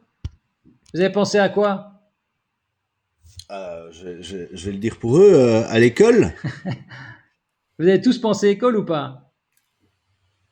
Ils disent plus rien. Ils sont plus là. C'est ça. C'est eux Mon qui nous prof font mal. d'anthropologie nous dit. Si, ils sont là, mais il faut savoir qu'il y a un léger décalage de une petite dizaine de secondes entre nous et ce qu'ils reçoivent. Donc, Ah. une cour d'école, école, ouais, tu vois, voilà. Ok, top. Alors, la manipulation. Comment ça se fait que j'arrive, alors qu'on ne se connaît pas, à générer dans votre tête, je m'en fous du son, hein, mais dans votre tête, j'ai généré presque à 100% les mêmes réponses. Et ça, c'est un stimuli simple. Donc, et ce stimuli vous a rappelé une école. Alors maintenant, on va post-rationaliser. Donc, alors non, avant ça, je vais juste vous dire, il y en a certainement certains d'entre vous qui ont dû voir la cour de récréation. Il y en a qui ont dû, avec le son, se dire chouette, c'est fini. Il y en a parfois qui disent chouette, ça recommence, mais en tout cas, c'était pas mon cas. Il y a certains peut-être qui ont vu leurs parents et probablement que les souvenirs qui sont remontés sont plutôt de l'école primaire, pas secondaire. Donc, or, je dis, on se connaît pas. Donc, c'est juste pour vous montrer qu'avec un stimuli, vous avez activé plein de zones. Donc, par exemple, la cour de récréation, c'est pas du tout la même que le plaisir, c'est pas du tout la même qu'éventuellement une odeur, c'est pas du tout la même que vous voir dans la cour, etc. Toutes ces zones sont là et pourtant, vous avez l'impression d'avoir pensé à l'école et vous avez l'impression d'avoir été vite. Mais il faut savoir que votre cerveau a rassemblé toutes ces informations juste sur base du stimuli. C'est tout. Ça me fait penser à un mec qui faisait l'analyse des JT et de la musique d'intro des JT, en fait. Et qui montrait à quel point la musique était déjà centrée sur le suspense, le stress, la peur. Parce qu'évidemment, ça fait focus et que ça fait de l'attention. Donc, d'aucuns y verront aussi de la manipulation d'État, mais je pense que de nouveau, c'est la manipulation du business model qui fait qu'ils veulent que. Mais et c'est peut-être même des choix inconscients faits par l'équipe éditoriale parce qu'ils Oui, veulent un truc oui, captivant et oui. mais c'est dingue. Le mec faisait l'analyse de plein de JT et tu te rends compte que il y a très rare une musique enthousiasmante qui te donne la pêche, l'espoir d'un monde meilleur. Enfin voilà. Alors Allez, je vais reprendre le chat parce que ouais pardon. attends, fais juste encore un petit test. Vous allez voir. Donc, si je vous dis banane et puis je vous dis chocolat, vous voyez bien dans votre esprit l'assemblage des deux. C'est D'accord? pyramide. C'est pyramide. On joue à pyramide. Banana split. Alors maintenant, on va reprendre les. Bon, on est des êtres rationnels, donc l'émotionnel, c'est pas important. Hein. Donc, ok. Donc maintenant, si je vous dis banane et vomi, ok? Vous voyez, vous sentez, vous voyez peut-être votre estomac. Enfin. Et maintenant, je vous redis banane chocolat. Est-ce que ça a le même ton que le premier banane chocolat? Non. Pas du tout. En fait, on a un effet de récence qui va se produire et surtout d'encadrement. C'est-à-dire que l'idée, c'est que les premiers éléments que je vous donne vont conditionner la suite. Et donc, c'est clair que inconsciemment, on fonctionne comme ça. Quand on essaye de convaincre quelqu'un, quand on dit non, tu dois ranger ta chambre à un enfant ou je sais pas quoi, on fait tous ça tout le temps. Donc, faut pas non plus voir des complots partout. Par contre, ce que je trouve intéressant avec les neurosciences, c'est que ça permet de mieux comprendre tout ça. Ça permet de mieux comprendre l'éducation, ça permet de mieux comprendre les boîtes, ça permet de mieux comprendre les humains au travail, ça permet de mieux comprendre les humains tout court.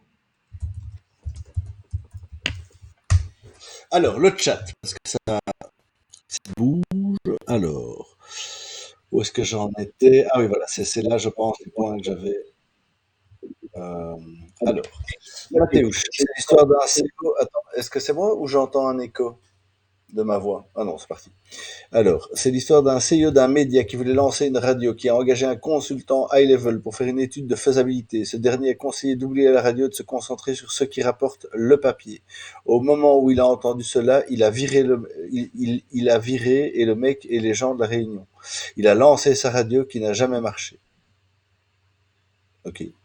Je suis plus très sûr de savoir à quoi ça correspondait, mais ça devait correspondre à un truc.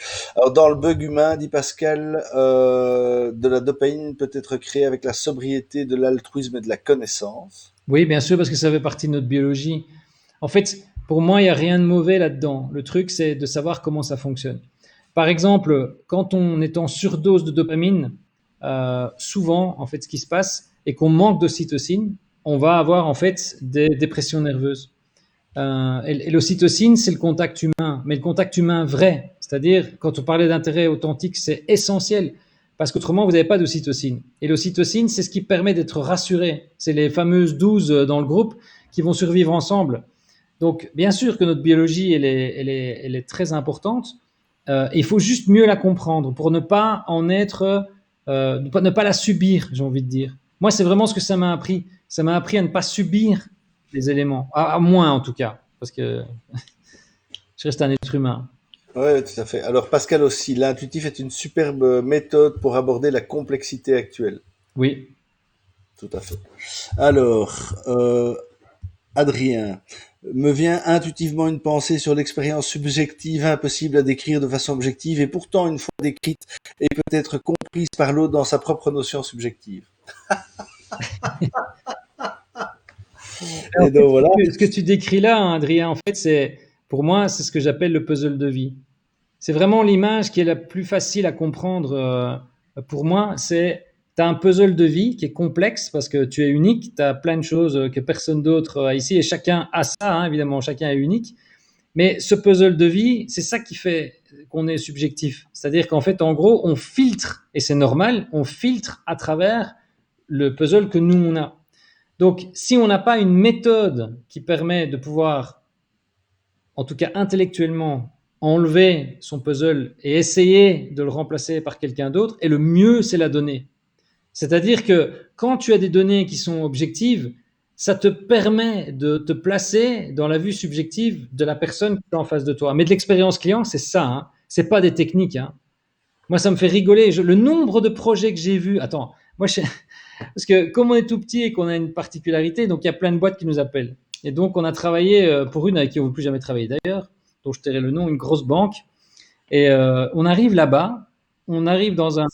C'est marrant, excuse-moi, Oui. juste une parenthèse, mais quand même, dans les gens que je connais, quand ils me citent souvent une grande entreprise pour laquelle ils veulent plus jamais travailler, c'est souvent des banques. Je te jure, c'est étonnant. Et en fait, donc on arrive là-bas et on passe dans les bureaux et tout. Et alors, ils ont déjà créé une cellule innovation parce que tous les autres ne savent pas innover forcément. Donc, tu vois, c'est tout des cons les autres. Donc, on va faire une cellule innovation. Alors, j'arrive là-dedans et alors, c'est le cliché, quoi. Donc, tu as des fauteuils avec une petite machine espresso, une bibliothèque, des petites chaises à roulettes comme quand on avait 5 ans pour rouler dessus. Tu as des écrans 4K qui font presque 1,80 m de large. Tu as l'impression d'être dans un sous-marin nucléaire avec plein de données partout et tout. Tu as tous des motos de Steve Jobs sur les murs et tout. Et puis on voit l'application, on se dit mais c'est pas possible quoi. C'est pas possible quoi. Ces mecs fonctionnent avec leur propre vue, leur propre puzzle de vie et ils ont créé un produit, on les a payés pour créer un truc sur lequel ils se sont fait plaisir pendant 2 ans quoi. On passe le truc au neurotest et en fait, tu te rends compte que mais c'est 100% des testeurs, hein, avaient tous des activités en fait anxiogènes. Et donc c'était, j'ai dit mais comment est-ce que tu veux faire pour que les gens ne dépassent pas leur carte de crédit tous les mois en leur donnant des messages anxiogènes sur ton application quoi. C'est Clairement, clairement, je suis presque prêt à mettre des paris sur le nom de la société que je ne ferai pas parce que tu ne vas de toute façon pas le donner, donc voilà. Mais voilà, je pense que enfin, en tout cas, ça ressemble très fort. Tu sais, je dirais, c'est une banque. ouais.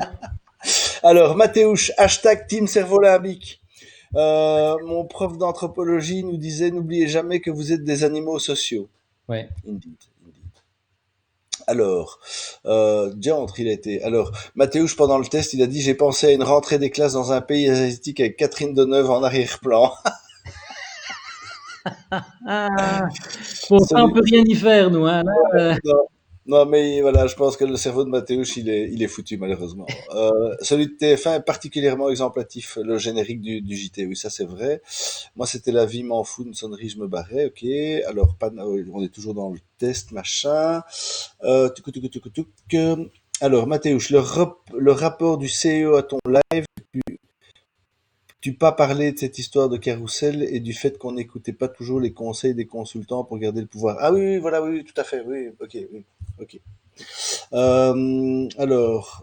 Ensuite, salut Fair Ketchup, j'ai une question pour la fin.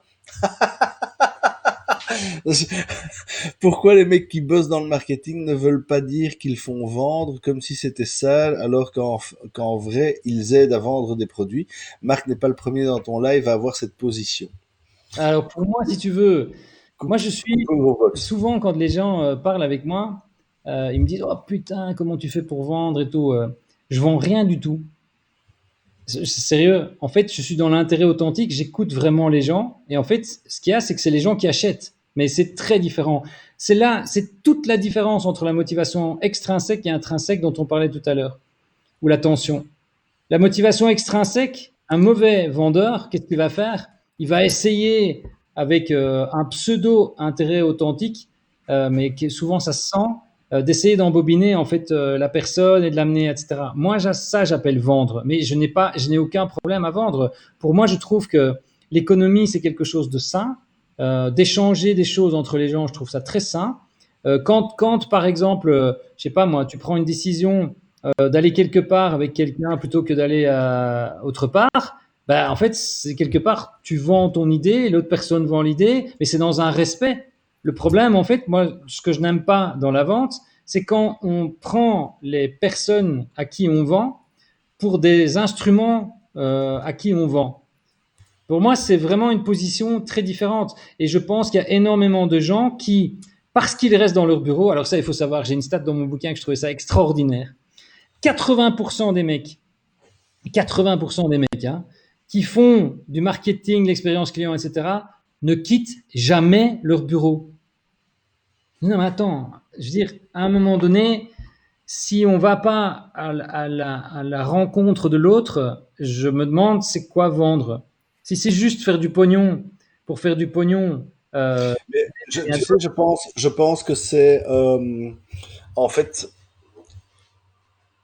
c'est pas 80% des gens des marketeers, c'est 80%. En fait, les gens, les trois quarts, pour mon avis, plein de raisons différentes, n'aiment pas confronter leurs opinions ou autres. Et donc, je pense que ça a à voir aussi avec le fait que l'erreur, tu vois, on a beau avoir des beaux discours sur l'erreur, l'erreur n'est pas permise dans le monde professionnel, donc on essaye de pas montrer qu'on a tort. En plus, si on a tout le temps dit des trucs qui s'avèrent pas vrais ou autres, on va commencer à se dire qu'on va plus faire confiance.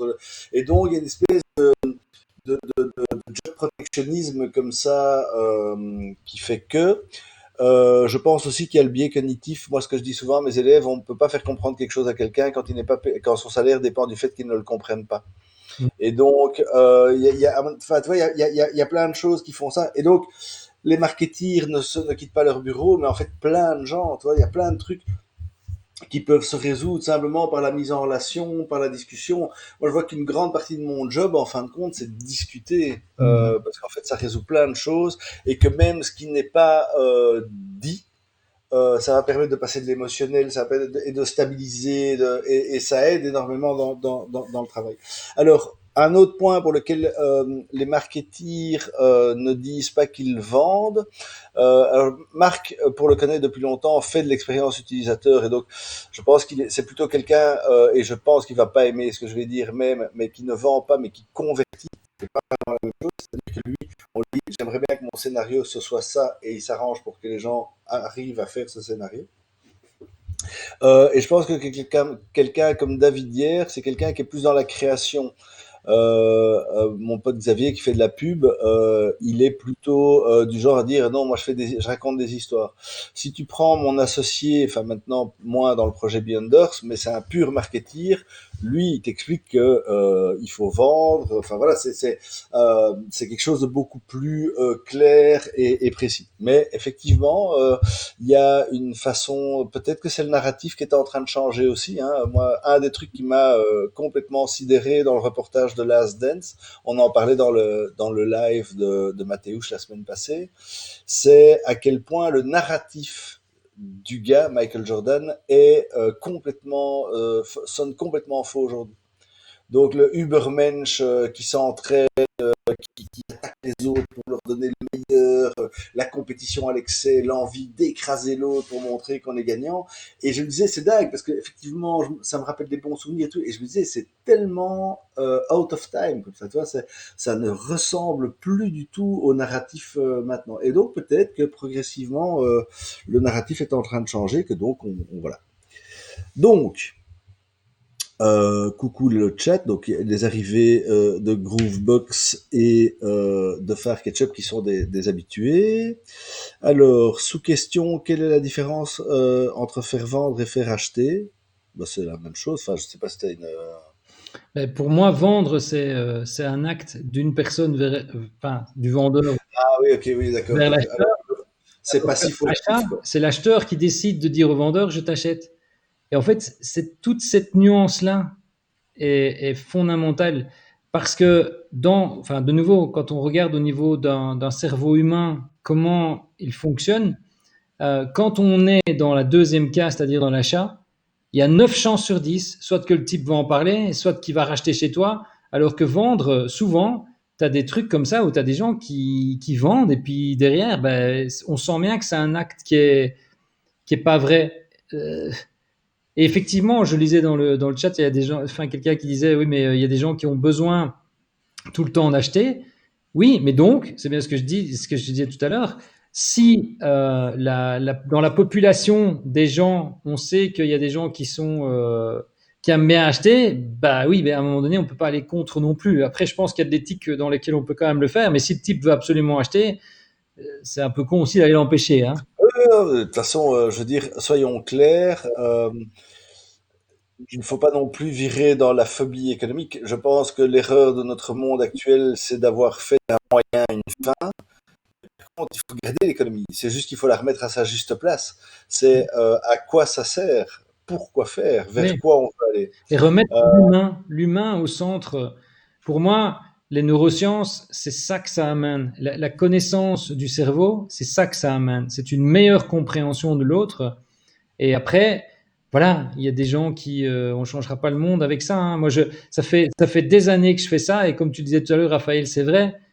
J'ai des gens avec qui on bosse toute l'année parce que les types se disent, en fait, en gros, on est en partenariat avec eux, on importe juste une compétence supplémentaire à la leur et on travaille en bonne intelligence et ils arrivent à avoir des résultats de fou. Et leur ego, ils les mettent en poche et ils prennent du plaisir à voir que leur produit fonctionne. Et puis il y a des gens, ben, il y en a d'autres avec qui on bosse une fois et puis après nous on veut plus en règle générale parce qu'en fait ces gens ne veulent pas écouter. Donc en fait là tu sais, on sait rien changer quoi.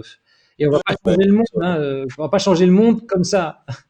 J'imagine que ça t'est arrivé aussi, mais moi, on m'a déjà onboardé sur des projets, en gros parce que ils voulaient un stamp expert UX sur un produit de merde en fait.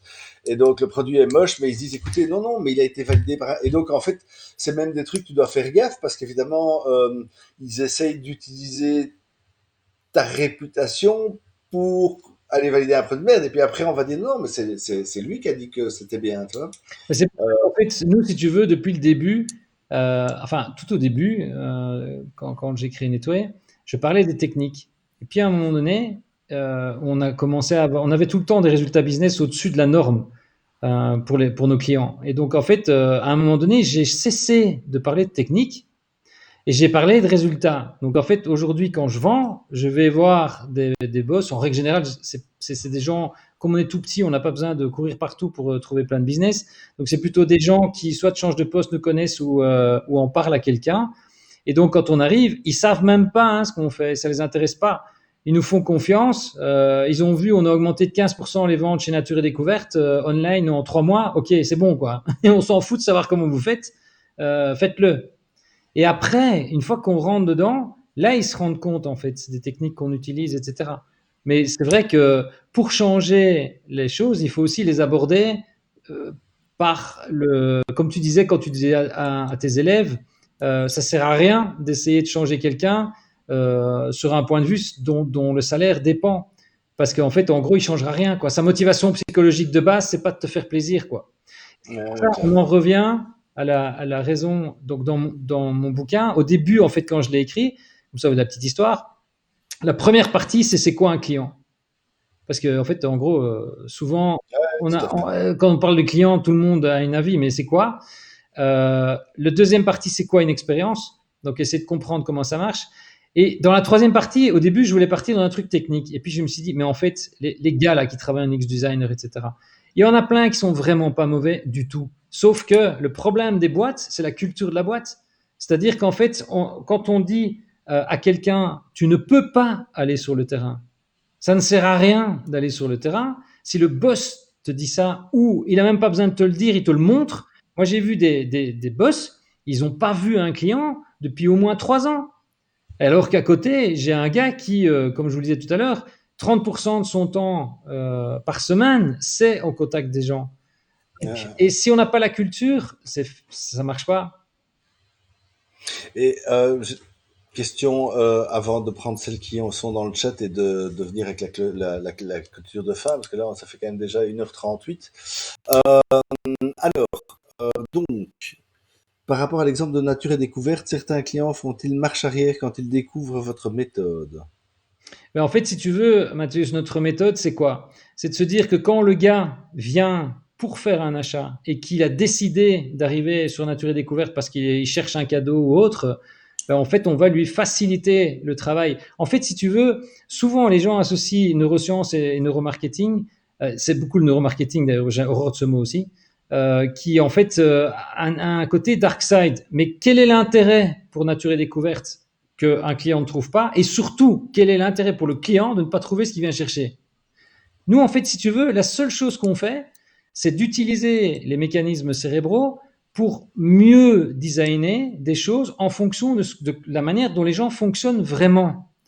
Donc, par exemple, on sait que, enfin, pour te donner quelques données, hein, Nature et Découverte fait à peu près 80 à 90% de son chiffre d'affaires uniquement de toute l'année, hein, sur novembre et décembre. Tout le reste, c'est du pipeau, hein, comparé aux chiffres qu'ils font fin d'année. Alors, attends, il y a Mathéus qui dit non, non, je parlais des clients qui demandent vos services et tu disais que certains Ah, ne connaissaient pas vos méthodes. ok, d'accord. Ah, pardon, excuse-moi, je n'avais pas compris en fait. Bah écoute, en fait, il y a quelques années, comme le disait Raph là tout de suite, les gens s'en foutaient parce qu'ils avaient des millions à dépenser, donc ils mettaient ça n'importe où, et puis voilà. Aujourd'hui, on est dans un moment où chaque euro compte, et donc en fait, en gros, le principe, c'est d'arriver, de leur montrer le track record qu'on a, on leur dit, ben voilà, tout ce qu'on a fait. Voilà comment on le fait, donc on leur explique, hein, on fait la stratégie comportementale, on fait le design, et puis on teste. Euh, et puis voilà. Et donc en fait, aujourd'hui, on est dans une situation, mais c'est aussi un choix d'entreprise. Moi, je voulais pas avoir une boîte qui grandisse et où je perde le fil avec ce que j'aime. Donc en fait, comme on est que 7, j'ai pas besoin d'aller chercher plein de business, quoi. Donc je suis pas un bon exemple pour vendre à gros volume. je, je travaille plutôt avec des gens qui ont confiance déjà dans d'autres. L'équation de la confiance, pour moi, c'est essentiel. Souvent, quand j'arrive quelque part, les gens ont déjà entendu parler de ce qu'on a fait, etc. Et souvent, ce que les gens disent de notre équipe, pas de moi, hein, mais de mon équipe, c'est qu'en fait, on fait vraiment attention aux gens. Donc, on est vraiment à l'écoute, on est vraiment là, et surtout, on va les suivre jusqu'à ce qu'ils aient du résultat, quoi. Et donc, est-ce que donc tu as vu vraiment des clients avec qui tu as une relation sincère se remettre en question et commencer à aller même plus profondément dans leur méthode, peut-être même dans leur offre produit ou dans leur stratégie, en disant ok, peut-être qu'on a fait fausse route, peut-être que je me demande si c'est pas ça la question de Mathéus au fond du fond. Hein. Mathéus, tu me dis non si je me trompe, mais Est-ce que vous avez vu vraiment des gens qui, au moment où ils ont découvert ça, se sont plus fondamentalement remis en question? Alors oui, en fait, on a des exemples de boîtes comme ça, donc avec lesquelles on a bossé. Et d'ailleurs, en fait, les 9 réflexes du bouquin sont vraiment des inspirations de gens qui ont fait ces changements en travaillant en fait sur la culture en interne, en ayant compris. Parce qu'en fait, moi, ce que je trouve d'aberrant, d'ailleurs, en fait, le titre du bouquin, j'ai voulu être un peu provoque en disant attendez quoi les gars, hein, l'expérience client c'est pas un truc qui est nouveau d'il y a 5 ans quoi. Hein. Une expérience c'est un truc qui se passe depuis 300 000 ans dans la tête de n'importe quel Homo sapiens qui a vécu sur Terre depuis sa naissance jusqu'à la fin, jusqu'à sa mort quoi. Donc c'est juste on a perdu ça, on n'a pas compris ça. Mais une fois que les gens ont compris qu'en fait d'un côté tu as l'entreprise, de l'autre côté tu as les clients et qu'en fait tout le job, la vitre sans teint, elle est là, d'accord. À la place d'éclairer la partie où il y a l'entreprise, tu as des boîtes qui ont fait ça. Elles ont éclairé complètement le client et toute leur structure s'est mise à la disposition de ces clients. Et ça, c'est une culture. On ne peut pas l'avoir. C'est impossible vraiment de faire des vrais shifts en termes d'expérience client si on n'a pas une culture qui est installée. Et ce qu'il y a d'incroyable, c'est que je vois des boss. Je dis Pascal Desmourgers, là, par exemple, de la Maïf. Attends, quoi. Le mec, il a, je sais combien, je crois qu'il doit être 4000 ou 5000 employés. Euh, mais partout, c'est comme ça, hein, dans toute la boîte. Chez Rexel, un de nos clients, ben, en fait, l'expérience client, ils n'ont pas attendu d'avoir de l'expérience client, quoi. Ils sont expérience client. Ils n'ont pas des techniques d'expérience client. Ils sont expérience client. Oui, ils n'ont pas eu à se poser la question parce que leur culture est centrée sur le fait de vraiment écouter les gens et de Puis, dire au truc. tu arrives dans une réunion chez Rexel, tu arrives dans une réunion où on parle d'expérience client, tu as le PDG qui arrive dans la réunion. D'abord, il s'immisce dans des trucs de détails parce que pour lui, c'est super important. Et en règle générale, il ne donne jamais un avis sur l'expertise des gens. Il pose 3 questions, quoi. Genre, bon, moi j'ai vu Jacques, le mec, il neigeait, il est venu dans le sas, là, il a attendu pendant 5 minutes. Et en fait, quand il a ouvert le sas, il se l'est gelé, et puis il s'est rendu compte qu'en fait, il manquait un truc, comment on va faire. Et en fait, ce type il parle pas de persona, hein, il parle pas de toutes ces conneries là qui servent à faire croire qu'on pense à la place du client. Qu'est-ce qu'il fait le type? Il vit le client. Et quand tu vis le client, ben, derrière, alors après les techniques sont importantes, mais t'as plein d'entreprises qui sont pas à ce niveau-là et qui croient que ce sont des techniques. Pourquoi? Parce que les techniques c'est facile, ça s'apprend. Il n'y a pas besoin de changer son attitude. Hein. Ouais.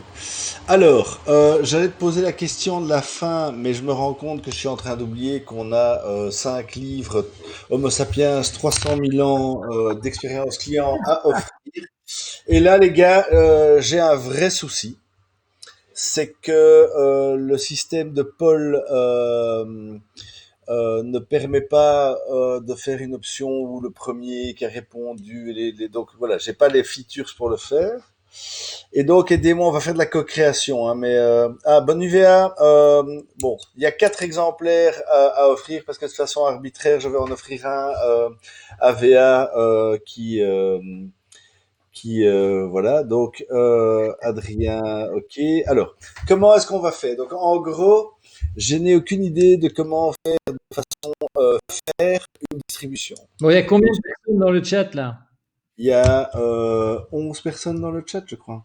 Eh ben, on va faire simple, hein. Je vais offrir 11 exemplaires, comme ça on s'emmerde pas.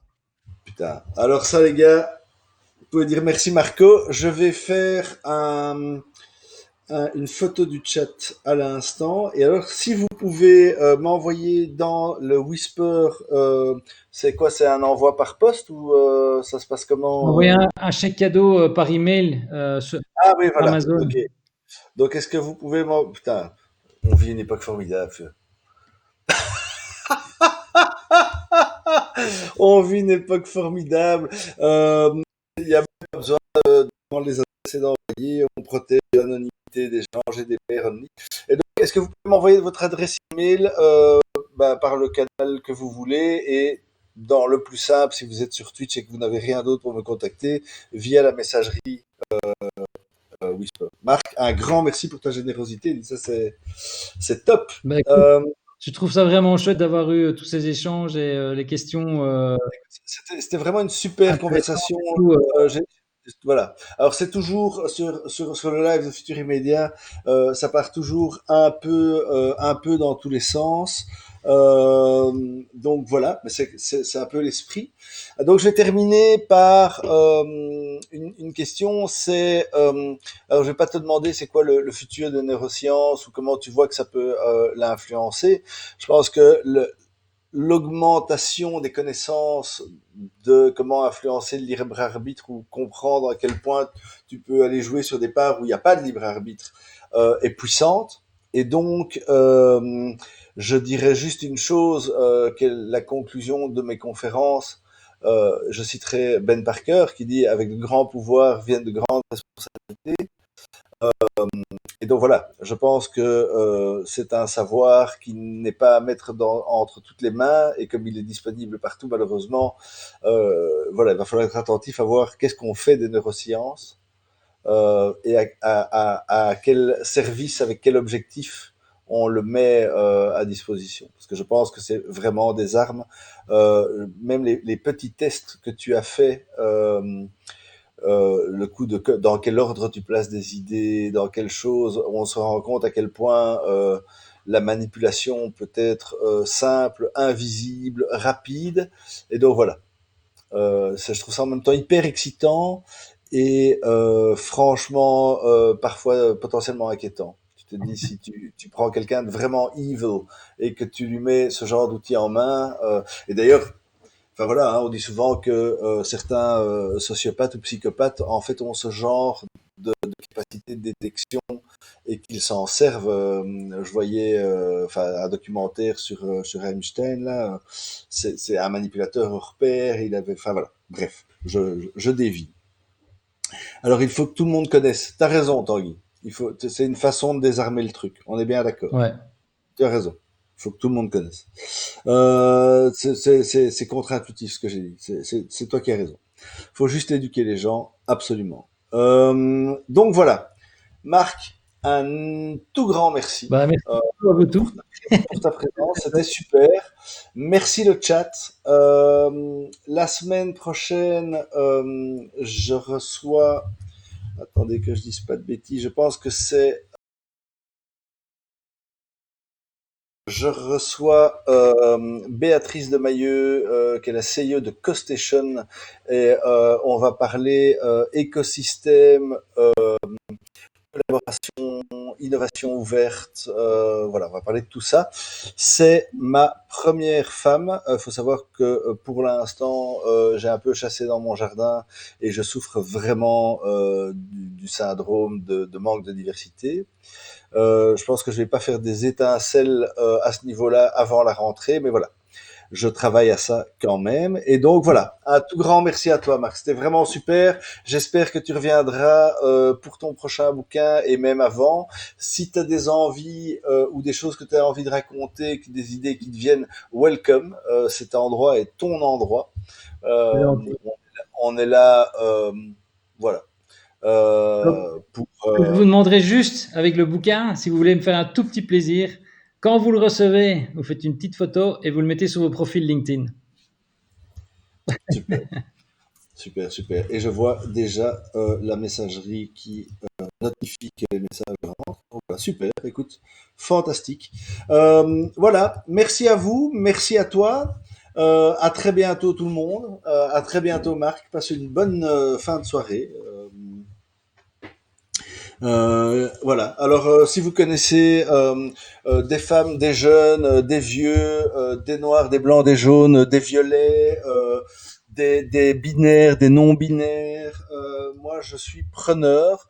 Euh, Principalement des gens qui abordent le futur, mais voilà. Des gros bisous les gars. Marc, un tout grand merci. Et Salut, Bernard. alors, donc il faut savoir que sur Twitch, on a des conventions. Alors, j'ai pas grand monde online pour l'instant, mais je vais envoyer tout le monde sur un autre channel et cette fois-ci, on va aller chez Gonzaru. Voilà, il est en train de jouer à Final Fantasy. Bisous à tous. On s'en va à vous dans 9 secondes. Voilà. Salut Marc. Bonne soirée. Salut, ciao, À ciao. plus. Ciao. Et